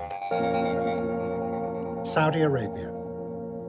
Ever since the 1970s, billions of dollars had flooded in from the West. This vast wave of money had created a dreamlike society, run by an elite where no one paid any tax. Not now, though. The Iranians just absolutely wrecking their dream as we speak. House prices in Dubai are down 60%.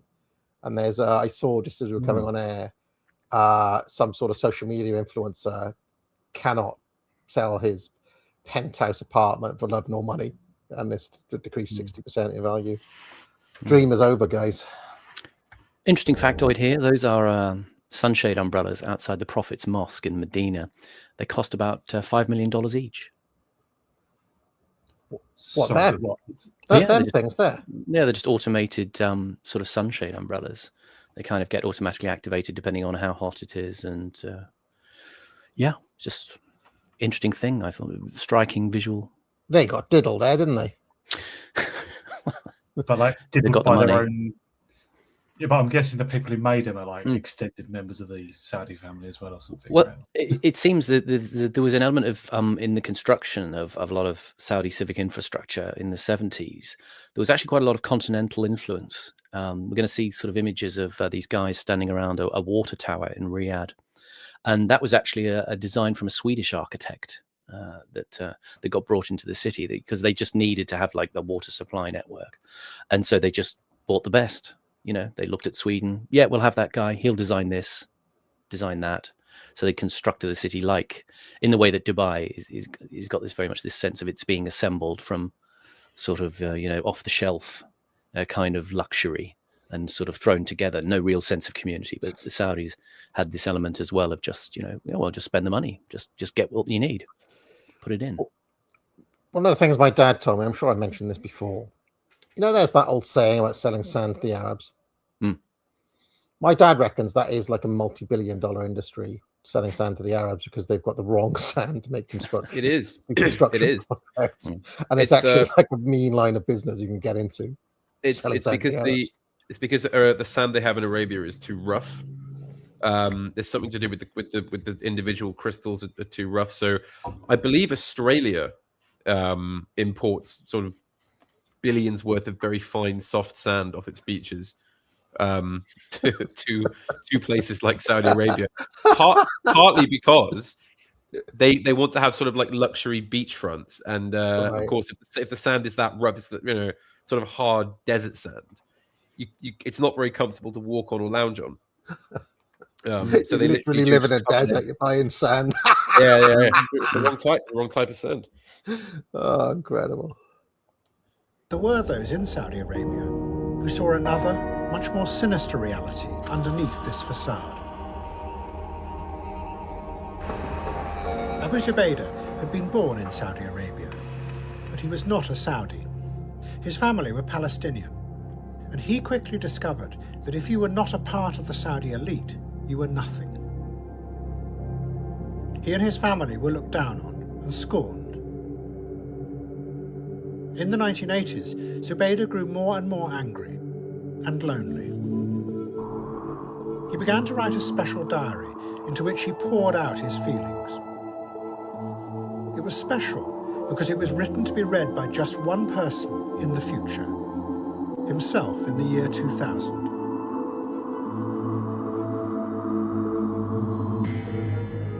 The diary is full of a growing fury about how Saudi Arabia had been taken over and corrupted by the vast wealth that had come into the society.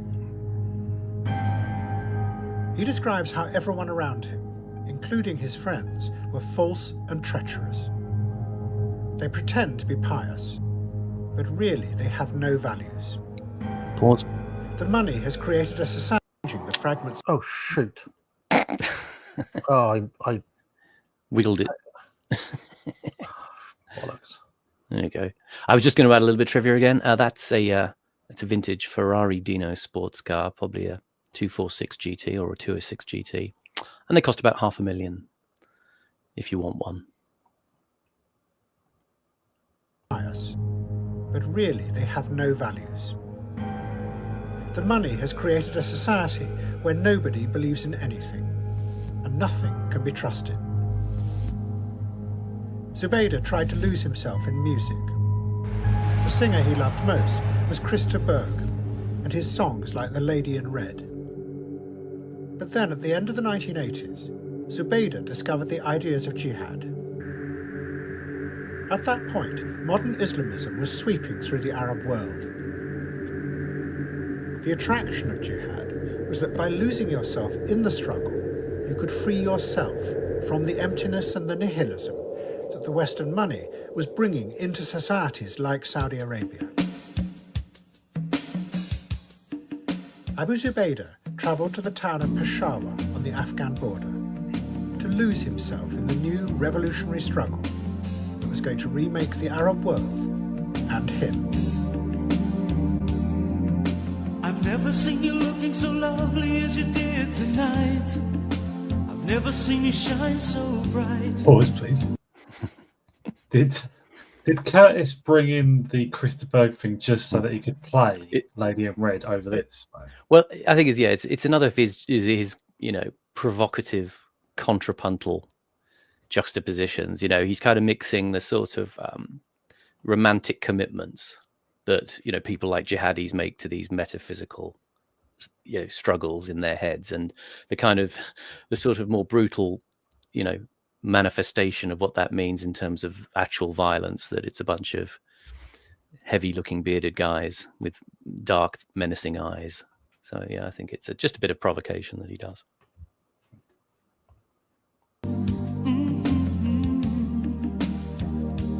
By the way, live update. Next chapter in the hot feud with the Tory boys. Oh, God. It's on the way, guys. Jack Hadders has penned an article called "Academic Agent is Wrong: A Measured Response," where he attempts to defend reform. So maybe I'll do a video response later. This is sort of what this is the other thing I meant. I said earlier, like when you sort of tussle with them, you find there's not much substance. The other thing is that they're obsessed with you, the Lotus Eaters, and certain of the Lotus Eaters in particular. And Charlie Downs, and they're obsessed with like sort of taking you down as people. But none of it, obviously, is addressing the difference between restore and reform, which was what they were supposed to be talking about in the first place. Exactly, and it's probably better that they do that than they tussle directly with Rupert. I suggest, but anyway, let's carry on. I've never seen so many men ask you if you wanted to dance.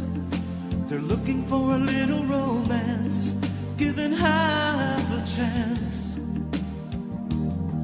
I have never seen that dress you're wearing, or the highlights in your hair that catch your eyes. I have been blind. Listening to this song, it's extremely simpy, isn't it? Yeah. I mean, yeah. You know, what would you do if you're on the receiving end of this song? Would you be like, just seems simply.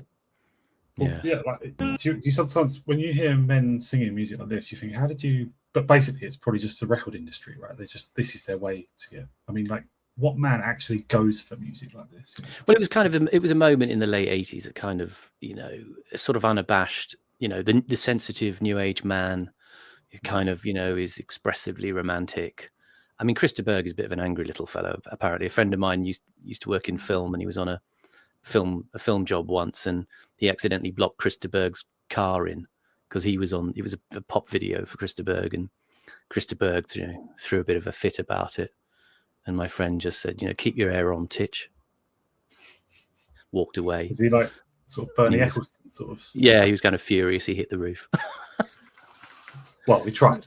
Doesn't he have like a funny little eye, Christopher? I feel like he's got like strange dwarven kind of squinty eyes. And like he comes from Ireland, but I'm guessing is he of like aristocratic descent? Or something? Like, why the French name? Is he of Norman descent or something? Well, it's showbiz, isn't it? I mean, it's full of lies.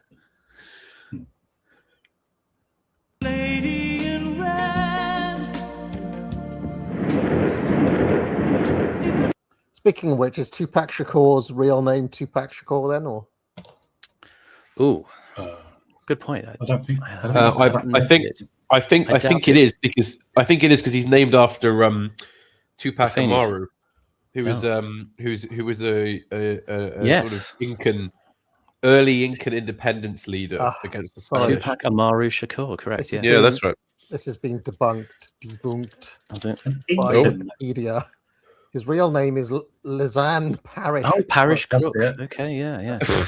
Yeah. Oh, well. But like his mum was not born a Feni Shakur, right? That was a chosen. His mum's name was Alice Faye Williams. Yeah, okay. So Feni Shakur and Tupac Shakur were like their activist names, I guess. Stage names, yeah. That was a thing in the 60s, 70s, wasn't it? Like taking on African names. They would change their names. Yeah. Interesting that line he had in the high school interview about seeing reality as it is. One of his stage names was Machiavelli. Yes. Makaveli. Yeah. So he had his crew that I don't know when he took them on, maybe in the mid 90s. I don't know. Like at some point he took on the Outlaws, right? And he named them. They're like all lesser stars than him, to be sure. And he named them after renegades against America. So one of them was called the Khomeini. One of them was called Gaddafi with a K. He called himself Machiavelli, which is partly why some people thought he faked his own death, because apparently Machiavelli did that once. But yeah, the others were called stuff like that. Like enemies of America. It was funny. Oh, sorry, just something I wanted to add. You said it was like a moment in the late 80s, Simon. It just suddenly makes you feel like when Glenn Hoddle and Chris Waddle, who were like world-class footballers, chose to do a single. It was a song, sort of Chris de Burgh type music, like sort of like sappy, girly pop music. Yeah, it's just that was late 80s as well. Yeah, it was just a moment of kind of aspirational and sort of sybaritic kind of living. You had obviously they made the film of Lady in Red, and you'd had this sort of the later 70s stuff with Dudley Moore, kind of being a bit of a stud, a bit like Chris de Burgh, little tiny sex symbols who were kind of living the life, and that was part of, I think, the whole 80s aspirationalism.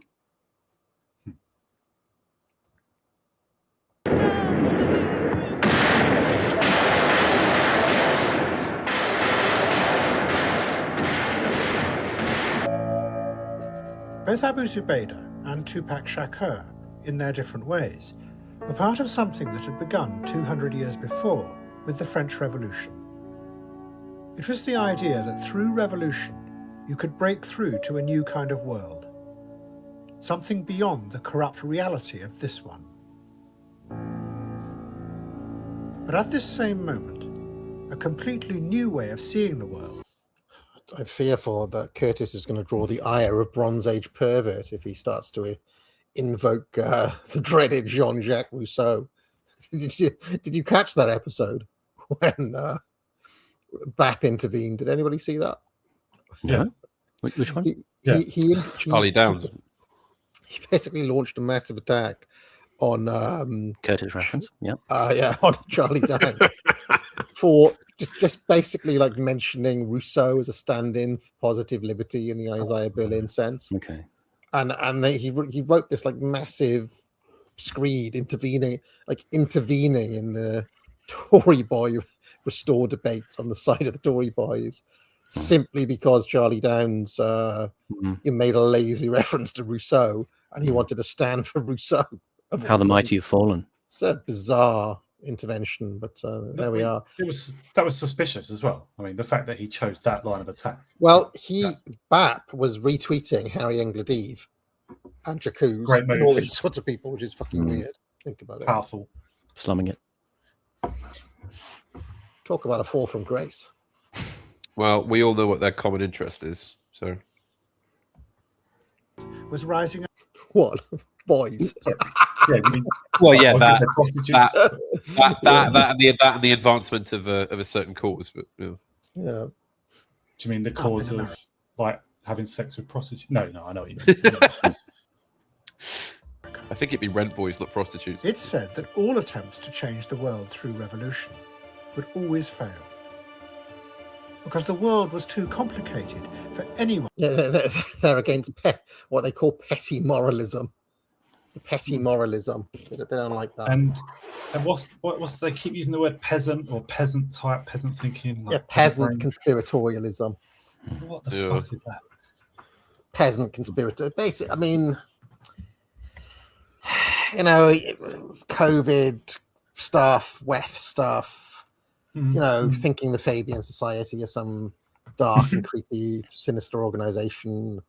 And they just call it peasant conspiratorialism. Is what they call it. So. And it's sort of sorry. Go on. Well, it all comes back to, and therefore you must support Nigel Farage. Right.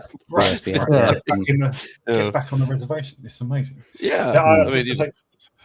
For anybody who wants a non-peasant take on Fabians, I haven't written an essay about the Fabians, but one of my essays mentioned them, and my next one will, if you want to subscribe to my Substack, they will get more genuine facts about the Fabians. That's all. Yeah, and I did an essay on them as well, which you can read, where I found. I mean, I mentioned this before. I found this book called New Fabian Essays from 1952, in which the dastardly Roy Jenkins writes an essay arguing for the structural importance of the Tories to their plans.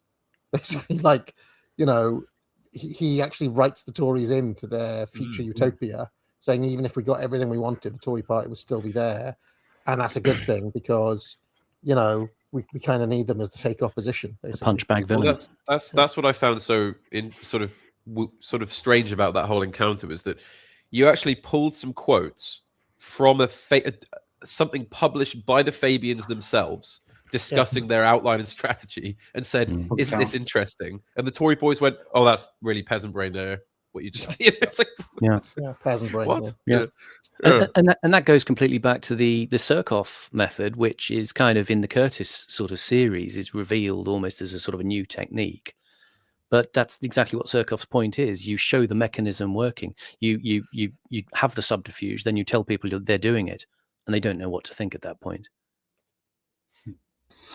By the way, just to nip in, these shots from a James Burke series that Curtis has lifted here. It's called The Day the Universe Changed, and these are shots of the inside of the Bell Works in New Jersey. He's making a point here about institutional management of technology as a guiding force in society. That office building is also the one that's in the TV show Severance, if any of you have seen that as well. So just interesting visual stuff there. I feel like that pro brutalist guy. What's his name? What's the name of that? It's not John Dee. Not John Dee. The kind of architecture dude. Le Corbusier, the original. No, there's a Twitter account, right? No. He used to present documentaries and things. Right. He was like one of these figures, a little bit like Adam Curtis in a way, but Jonathan Meads did the one on Jonathan Mead. Yeah, good doco. I feel like this is missing a Jonathan Meads piece of camera, praising the utilitarian vision of the of these walkways here. Yeah. To be able to predict the consequences of their actions. It came from engineers and scientists who were using computers to model the way the world behaved. The difference between the modus simulation and the advice modus isn't quite as accurate. It will not latch this data in time. The simulation would determine how long it took the signal. They saw the world as a series of complex systems. When the scientists did this, the computers began to reveal something they hadn't expected. One tiny change in their equations could have massive, catastrophic consequences, which they could never have predicted. It was called chaos theory. But we're beginning to learn that very simple laws, very simple equations, can generate astonishingly complicated dynamical behavior, apparently random behavior, which we call chaos. Pause.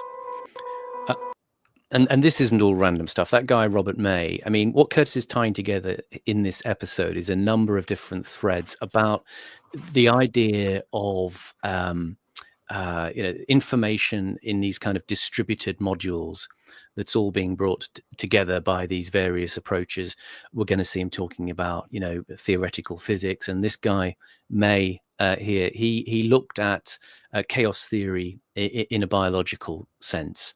And he's only briefly featured here in this doco, but he is quite an interesting guy. And one of the findings he came up with was what's called the May paradox. And this was that random networks destabilize with more diversity in them. So this has applications clearly to what we're thinking about in terms of human populations as well as ecosystems and animal populations. There was a prevailing view that if you had a species-rich ecosystem, that was inherently more stable. And using stuff from theoretical physics called random matrix theory, he proved that actually more complexity, more species and interactions often decreases stability in ecological networks. And I think I'm leading you on to an obvious conclusion about human populations there as well. Does that correspond with what he talks about in, was it All Watched Over by Machines of Loving Grace? There was an episode I think it was that one. That was an idea about homeostasis, that organic ecosystems formed a kind of natural stability, and that if you kind of tried to map, for instance, technological connection of humans, that would somehow have a sort of politically stabilizing effect. But this is an evolution on from that. This is a development on that May shows actually the more there's a notion that all the animals in the jungle are kind of coexisting happily, and there's minimal interference between them. There's sort of scientific terms about this, but what you call weak interactions and modularity. weak interactions are about how the interactions between species are kind of relatively harmless to the stability of the system, and modularity is the tendency of species to kind of look inwards, to form in groups and kind of not bother the others. So they kind of everybody it's a sort of part of a kind of mythography of the modern age that everybody coexists happily in this way. And May is a man who comes along and says, well, actually, it actually lends to instability in these systems. The sort of modularity or compartmentalization they talked about in nature takes on a different complexion with human societies, because that becomes more balkanization, and there's a sort of more slightly threatening aspect and a more a potential for violence in that as well. So his work has interesting. I'm sure Ed Dutton may be over this kind of stuff. This stuff that May was involved in. But again, as I say, it's only briefly alluded to here. And he also did work on, disease and epidemiology, some of which has kind of influenced modern thinking about pandemic management as well. Can I ask? Can I bring down the tone of the conversation yet again, Simon? Sure. Is Robert May Brian May from Queen's brother? Good guess. No. Because he just kind of looks like him. He was Australian. Baron May of Oxford. He's dead now. Where's his face? He kind of... Yeah. He looks like he's got like a slightly permy hair. To him. Permy hair. Yeah. You can see him on top of Buckingham Palace playing a guitar, maybe. Much older, surely. Yeah. I just, like, in the back of my mind, there's like, Brian May did physics. It's one of those little factoids in my mind. Yeah. Like that, but... Dr. Brian May, astrophysics, that was, yeah. Did he? Yeah. Well, the reference I made to the James Burke documentary, actually, I'll put links up to that, because James Burke was one of those guys who was a bit like a Brian May, the physicist for the 1970s and 80s, sort of explaining science, but with slightly less, ideological pressure. Complicated dynamical behavior, apparently random behavior, which we call chaos. So the bad news is that class dynamic we were talking about with the rappers also existed in the 60s and 70s bands, didn't it? Like the Rolling Stones and Queen were middle class art students. Yeah. And the Beatles were proper working class. And this is kind of my point about Cecil Sharp and the folk songs. Yeah, the middle class have an eye, a sort of magpie eye, to sort of take elements of vital culture and synthesize them into these, readily transmittable forms of pop culture. And so in a sense there's a utility to the middle class in a certain way.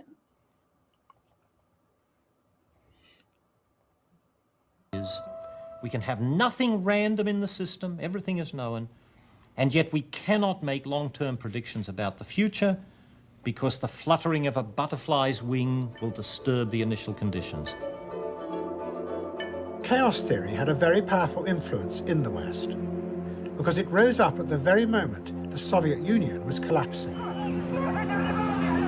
And it seemed to explain why all attempts at revolution had led to disaster. The world was just too complex for human beings to change in a predictable way. But in the 1990s, as the computers became more powerful, scientists argued that even though human beings would never be able to understand the complexity, the computers could be used to see hidden underlying patterns and make the chaos manageable. This new idea was called complexity theory. One of its main promoters was the man who had discovered the elementary particles of all matter, quarks. He was called Murray Gell-Mann, and he believed that there were underlying patterns at every level of the universe, not just in the particles, but in the way people think, in the structure of human societies, and even in the languages they spoke. You're always looking for patterns in nature. Yes. Well, what's so patterns in the way people think, patterns in the elementary particles. It's all part of the same way of doing things, I suppose. Trying to spot the law, trying to spot the relationship. He almost has a rapper name, that dude. Gel-Man. The Gel-Man. What sort of name is that? Why is there a hyphen in the? Why is he got a hyphen in his name? Yeah, Gelman, but yeah. Gelman. Okay. Yeah, Gelman is more interesting though, isn't it? Yeah. He wouldn't have had problems with hair if he was the gel man. Method Man, Red Man, and Gel Man. Customs of primitive people, languages and the relations among them. And it's fascinating to try to figure out what these laws are. As complexity theory spread, it seemed to offer a new way of managing societies by using computers to analyze vast amounts of data. Pause. That would bypass. Again, just briefly, this is very much a current political vogue, that complexity theory has gone into political thinking at places like the Santa Fe Institute, which Murray Gell-Mann did work at. And this was themes that we recognize to a certain extent in things like Yarvin's work about emergence and systems thinking, but in a slightly different way from the kind of tech bro ideal of a sort of networked online society. This is much more about taking a 10,000 foot view of politics. I mean, a bit like what you were saying, AA, about leaving the left-right dichotomy behind, and look at this as a complex system in a petri dish. You put an agitation into that petri dish, and the cells, if you like, or the groups or the clusters within that start to polarize or orientate in different ways to each other. A lot of that is being used as political predictive mapping. I mean, you've got to an extent now, people like Cummings using synthetic polling groups, for example. Again, AI is coming into this to try and map the way opinions form, not so much taking empirical records of opinions, recreating synthetic people through AI, and then looking at how, when you agitate systems, how people respond. And typically in a moment like this with populism, there's great polarization going on in the system at this time. Sorry, I heard on the radio this morning, by the way, you'd be interested in this, Simon, that they have developed this app. Now, this group has developed this app that is going to basically give people a chance to vote on every single bill that goes through Parliament. Yeah. And they're going to do this, they're calling it the consensus gap or something, where that's right. It's like if 90% of MPs are for something, but 90% of the public are against it, you know, on all sorts of different issues. And that kind of reminds me of something I hear being discussed you're mapping how out of touch the political class are with the systems thinking in the complex model of the population, and you're showing the contrast between them, and then using that gap to apply pressure to the system to repressurize the political system and make incentives real to politicians. I've just looked up Gell-Mann, by the way. And because I was like, what was his mother called Gell and his father called Mann? But apparently his parents were called Pauline and Arthur Gell-Mann without any hyphen, Gelman. So he must have consciously made it Gell-Mann, but it's not explained why anywhere. Artistic intervention. Yeah, so it is kind of like a stage name that he's made for himself. Simon, I sneezed before. Did you say he did work at the Santa Fe Institute? He did, yeah. There's not much about Murray Gell-Mann that's of interest to us here, other than he was this sophisticated theoretical physicist. He came up, with the idea of the quark and various subatomic particles, which, relate to a very, dry area of science. But the broader applications of his thinking were absorbed by places, and in particular the Santa Fe Institute, which decided to look at complexity theory in terms of mapping political systems, and that's been going on for at least the last 5 to 10 years in America, and is working its way over to us now. So you're going to see more of what they call a platform ecology or a platform economy, where using things like apps to do mass preference mapping are going to be ways of creating predictive power for political actors. There's something else as well. I read a Substack article 2 or 3 weeks ago. I wish I could remember it so people could read it. It was about an hour long read. It was quite long, but it was about a sort of grander plan to basically control the world's populations without them having much of a say, with the use of a lot of stuff, including complex adaptive system theory, and Santa Fe Institute thinking, basically. This article on Substack, I haven't looked into it myself, attributed it to funding from Jeffrey Epstein, especially, and I think he said the Rothschild family as well, and others, various people like Lynn Forrester de Rothschild, who's not born Rothschild, she was married into it, but Epstein on behalf of various members of the Rothschild family and other people interested in that sort of thing.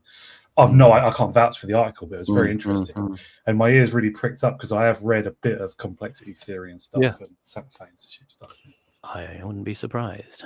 I have discovered the answer to the Gell-Man question. The physicist adopted the spelling Gell-Man with a hyphen and double N as a deliberate choice or upgrade that he made. Stephen Wolfram, who knew Gell-Man well, noted in 2019 in a remembrance that the name Gell-Man had been upgraded from Gell-Man, right, which his parents spelt it. Gell-Man was quite particular about language, pronunciation, and names in general, consistent with his famous interest in linguistics and etymology. His elaborate story about choosing and pronouncing quark from James Joyce's Finnegan's Wake. This was not uncommon among some Jewish immigrants or their children in the US who occasionally modified spellings for personal, cultural, or professional reasons. He did not call himself Gell-Man arbitrarily. It was a deliberate choice, and he used to correct people with pronunciations as well. So if they spell it like man, Gell-Man, right, he'd tell them off and he'd get annoyed, or Gell-Man, whatever. He was very particular, Gell-Man, like that. So from a very early age, in fact, it was noticed that he would correct adults, something like when he was, 5 years old or something, he was very playful with language in that way, and he would sort of invent all kinds of terms for people, almost in a not exactly Trumpian way, but there's a way of of managing discourse around oneself where you can attribute names and qualities to people which kind of stick, as we were talking about with Blair earlier, and he had a kind of instinct for doing that with people and language. The failed political ideas that had always led to disaster in the past. But it brought with it a deeply conservative idea that was going to be the foundation of today's computer-dominated world. It said that what you are looking for in the data are the underlying laws that govern the systems as they already exist. You never ask why those systems came to exist and who benefits from them existing.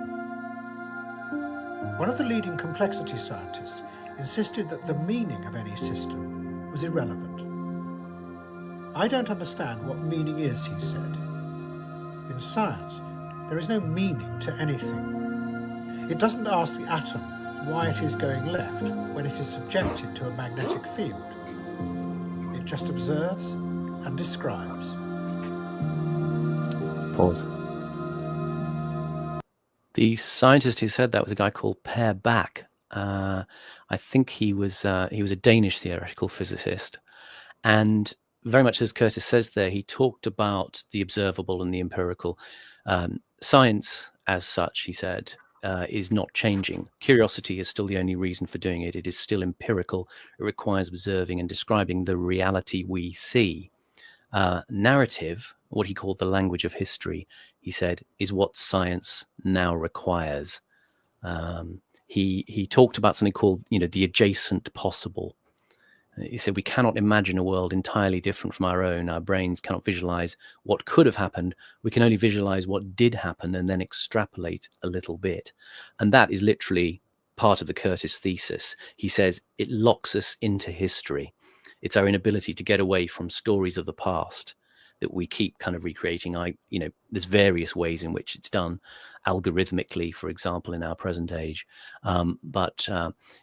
This is again part of the idea of complexity. It's about observable patterns which affect observable behaviors, and these become, again, without sounding dramatic, part of a control matrix which is presented to you as part of the modern scientific rationalism of the age, and therefore we must go with this.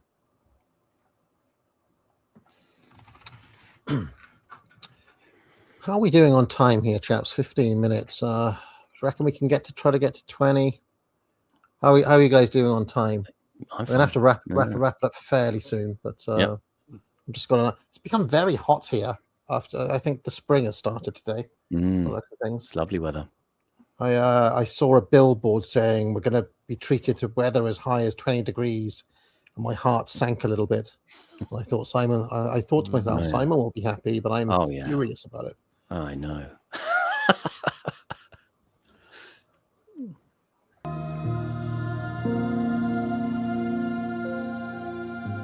A madman gun.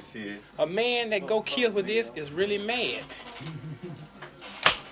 It will kill. This You better watch out. is an M1 carbine, 32 rounds. I can go tear up Lewis Park with this. I can kill about 32 people if I hit them all. Guns. All about shooting, taking them out. Yes. And when they come shoot us, we go back and shoot them. As he became more successful, Tupac Shakur dramatized in his music what he called the thug life. His aim, he said, was not to try and stop the violence, but to make those in the gangs who were killing each other realize that they could turn the violence outwards instead and fight back against those who really oppressed them. Pause, please. So what I don't understand is, and perhaps this is the point that Curtis is trying to make, is that Tupac starts out with this very, kind of altruistic, high-minded idea of, we need to liberate people, we need to bring back the kind of struggle for liberation. But then, isn't all the thug life stuff really just egotistical and sort of narcissistic, and I just want gold and guns and women type thing? Very much, yeah. Curtis is taking his quotes about the thug life, which I don't know if he's just said or he's about to say. Thug ambition is completely predatory because it is driven by individualism that deliberately avoids the fellow feeling and the group solidarity needed by revolutions. He's quoting from a guy called Michael Eric Dyson, a book in 2001 called Holler If You Hear Me, Searching for Tupac Shakur. And that is the very point he's making, that the thug passion, he says, it prioritizes personal assertion over organized group action. Quote, in the case of the thug, class reversals are sought as much through individual assertion as by collective enterprise. Thug ambition is unapologetically predatory, circumventing the fellow feeling and group solidarity, etc., that you need for revolutions. Tupac lived the tension between revolutionary ambition and thug passion. But Shakur had begun to suspect that maybe many people didn't really want change, that they were happy living in their own fairy tale world of gangs and violence. Now, if we do want to live the thug life and the gangster life and all of that, okay, so stop being cowards and let's have a revolution. But we don't want to do that. Dudes just want to live a character. They want to be cartoons.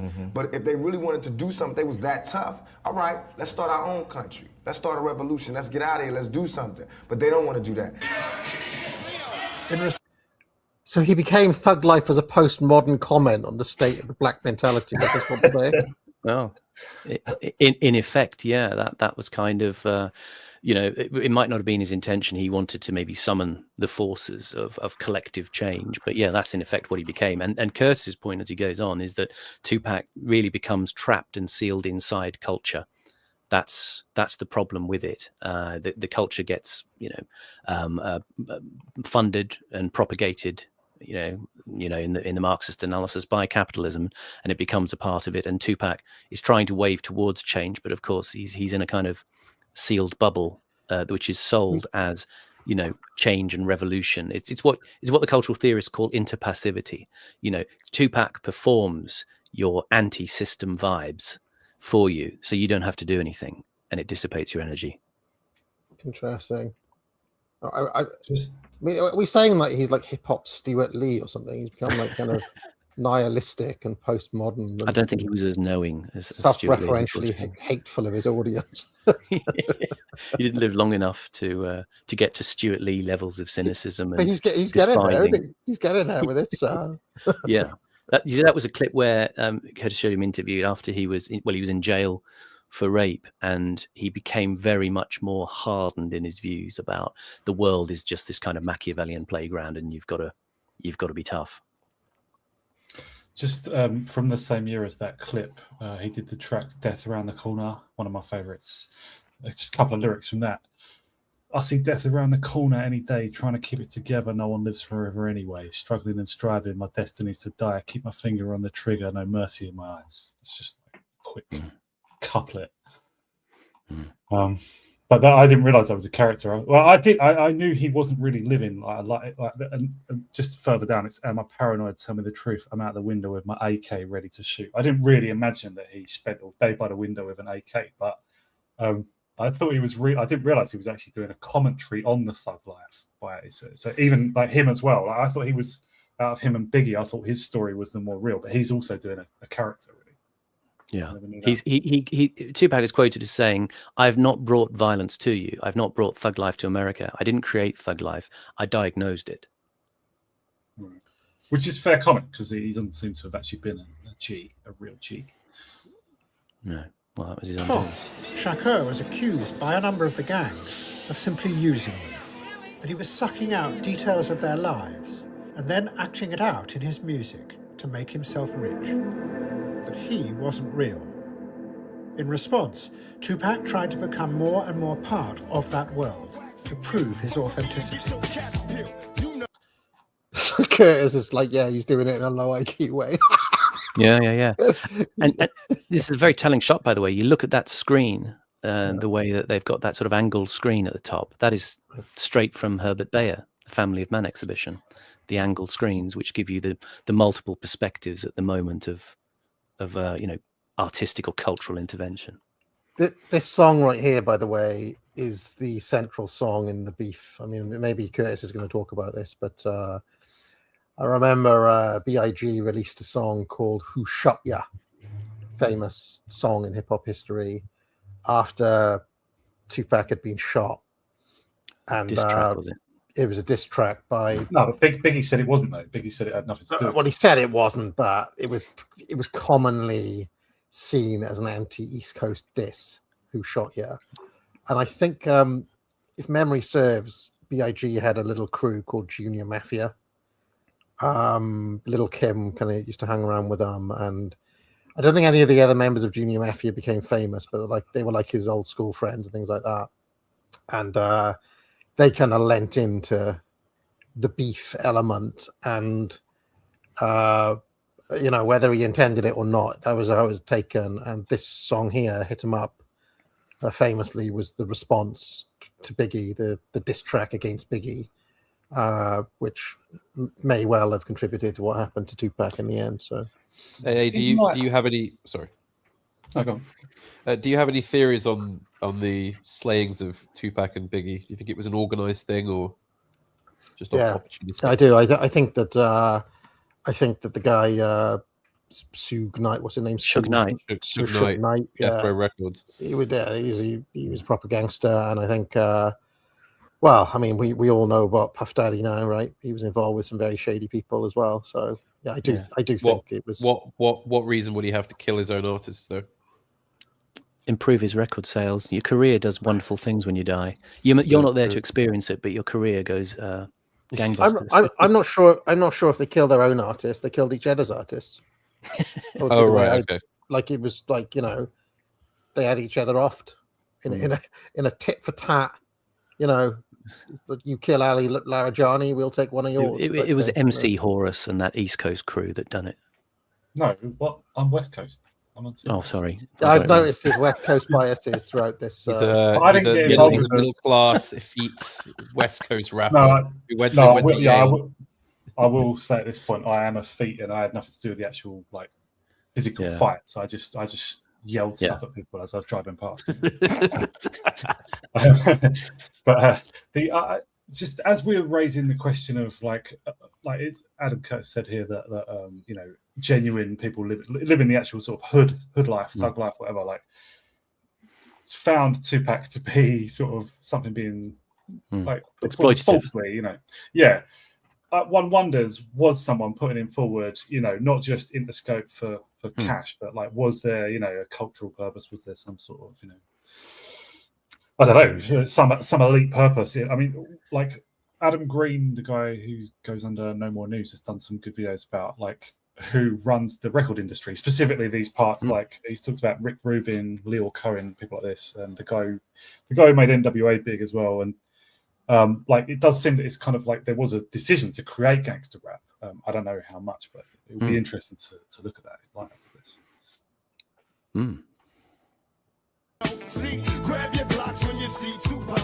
Pause. Sorry, just to emphasize, I mean the record companies really, or whoever owns them. I mean, yeah, you did that video, Doug. What's his name? I mean, to be honest, having looked into it, I think it went the other way around. I think there was a decision to de-gangsterize rap in the late 90s, early 2000s. Later, yeah.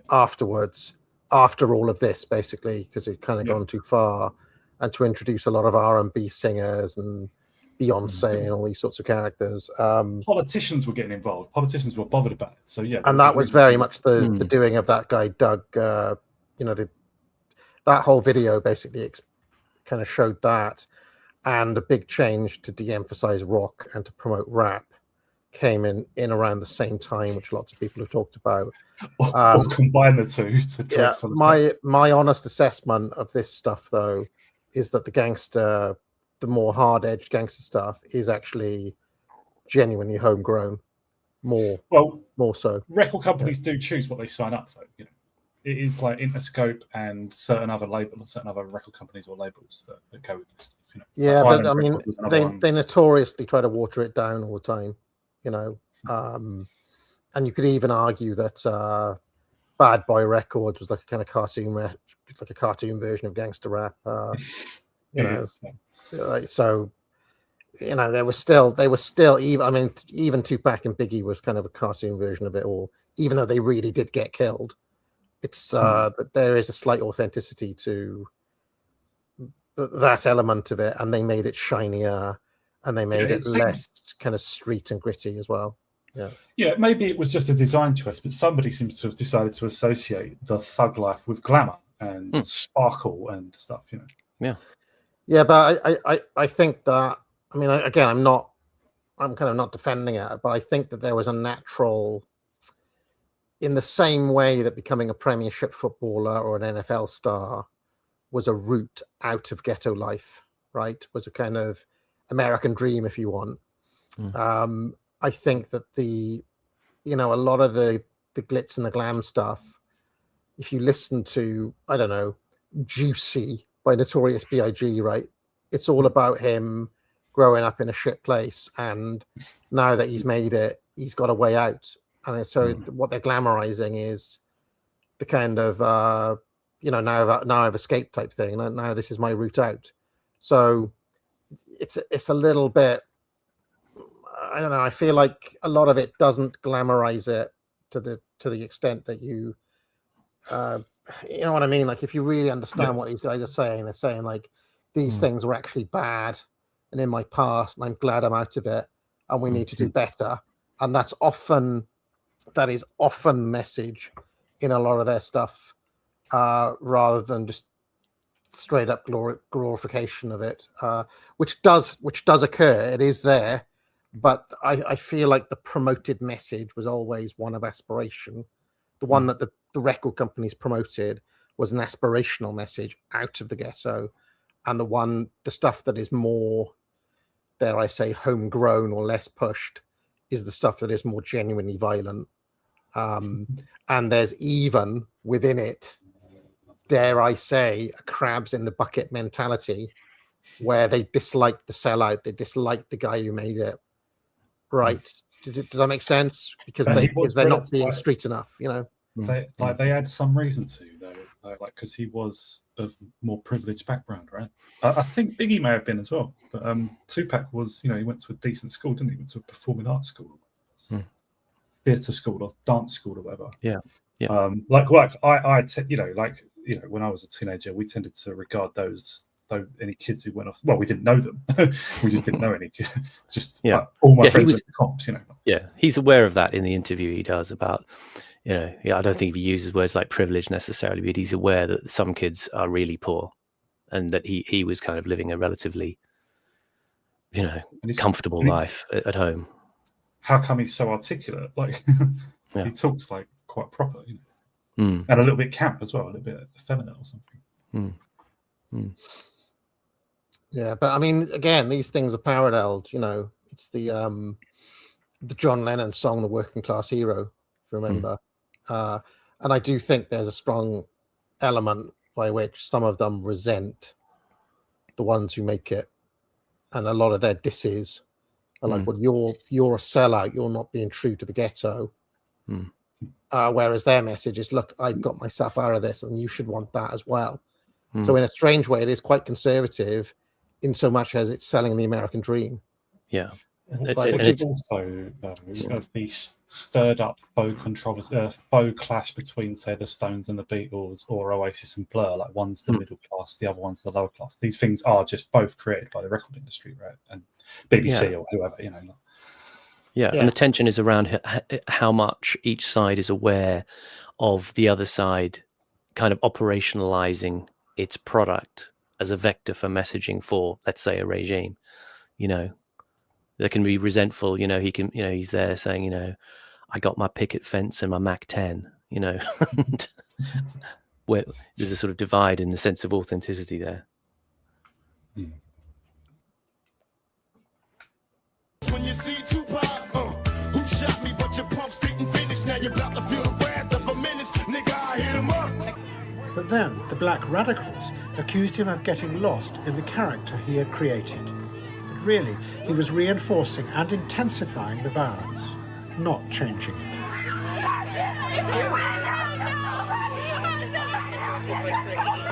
You're not telling me anything. One radical wrote, "Thug ambition is completely predatory, because it is driven by an individualism that deliberately avoids the fellow feeling and the group solidarity needed by revolutionaries."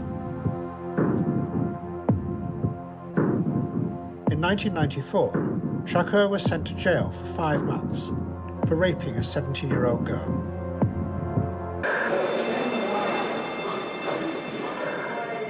Shakar found himself in the new world of mass incarceration in America.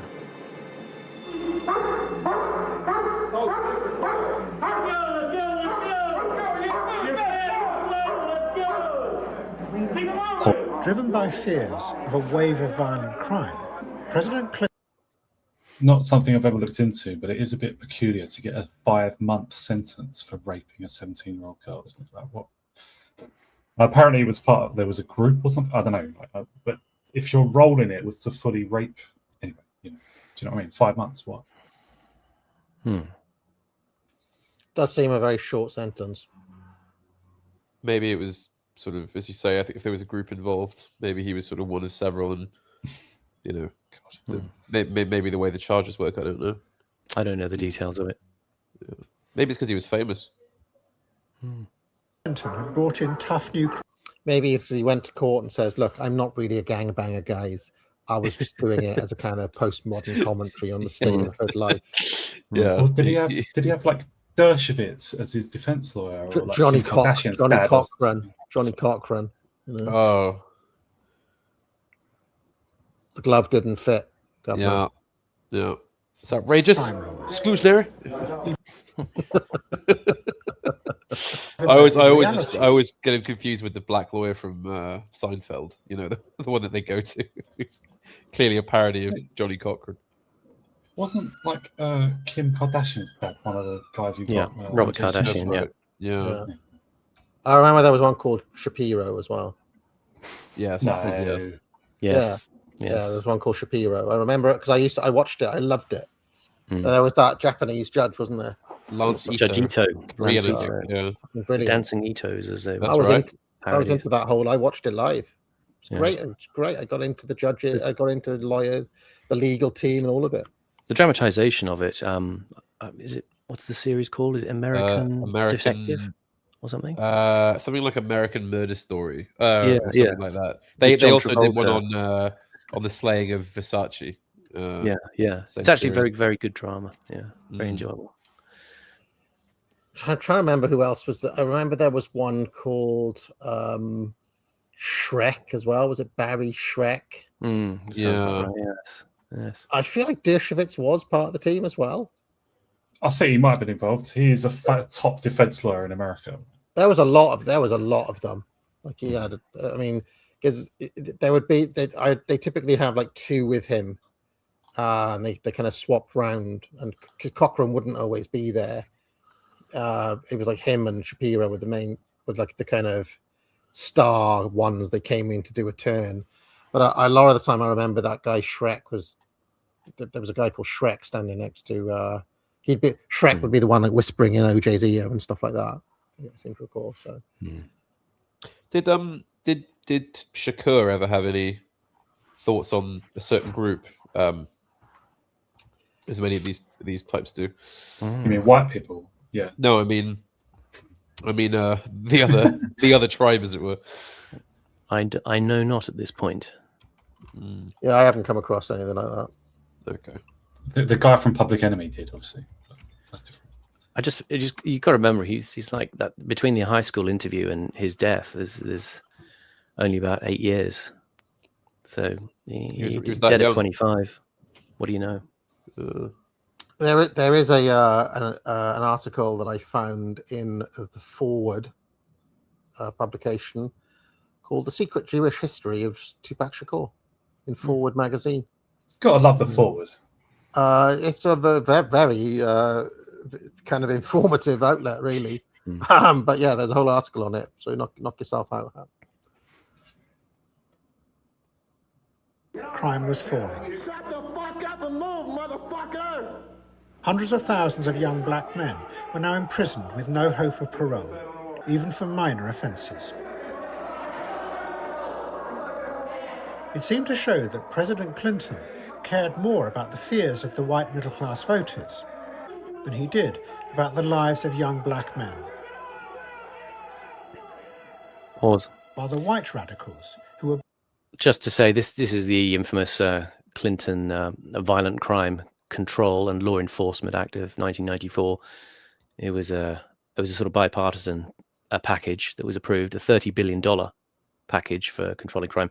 What Curtis is saying there is probably somewhat misleading, I would say, because he talks about crime rates were going down. Well, property crime, acquisitive crime rates were going down, but violent crime rates were not, and that was probably what prompted this kind of thing. Acquisitive property crime had already been going down and was continuing to go down as people were doing better economically. But violent crime obviously was pretty prominent and easy to sensationalize and make horrific. And this was, of course, the era of the 3 strikes and you're out. Life sentences for 3 repeat offences, expanding the death penalty offences by about 60 new types of crime. Hiring loads more police officers to do community policing, the kind of stuff you see in documentaries and films where there's like the friendly neighborhood, black cop who's trying to kind of manage the kids in the hood and that kind of stuff. But harsher penalties for drug crimes, even for so-called soft drugs and so on. And the Violence Against Women Act, things like that. So, obviously there was mass incarceration, and of course a lot of people attribute America's present problems to that wave, but such is life. What was actually going on in that clip where they were naked and crawling on their stomachs? Couldn't trace the clip, but I assume it was some sort of subjugation technique. We're the boss, get on the floor, do as we say. It's like Abu Ghraib. Yeah, I think just to cut through Curtis's sort of critical race theory tinged rhetoric, like these laws that the Clintons passed and everything, they obviously did apply to all races. They were not passing measures against black people. No, he's just doing the critical theory thing of saying more black people were affected than should have been in his mind or whatever. Yeah, obviously this applied to white thugs as well. Anything Hispanics. Yeah, because of the natures of the crimes involved, because of the organizations of criminal activity that existed in Black and Latino communities that And was also, very visible. And presumably this would have been supported by black people who didn't like having their houses burgled or whatever, or, or like being intimidated in the street. So yeah, it's just Yeah. makes it sound like an anti-black thing, but it's bollocks. All right, so I think we should probably wrap up here, guys. We're kind of about 19 minutes. We'll remember this. We're in the jail, if you remember.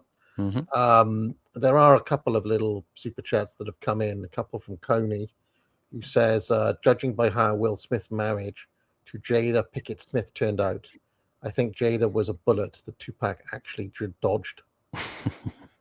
Coney also says, I got you to sign my copies of Prophets of Doom and Applied Elite Theory. I asked the question about using Shakespeare for creating a screenwriting renaissance and destroying Marvel movie dialogue. Okay, I remember the question, but I don't remember who asked it, unfortunately. And then we also have a few other super chats here. Matt Bell says, the century of shame for Europe is coming to an end. Bye bye kosher America. Redacted Brainwave says, AA, seeing you with Peter McCormack, I must say your hair is out of control.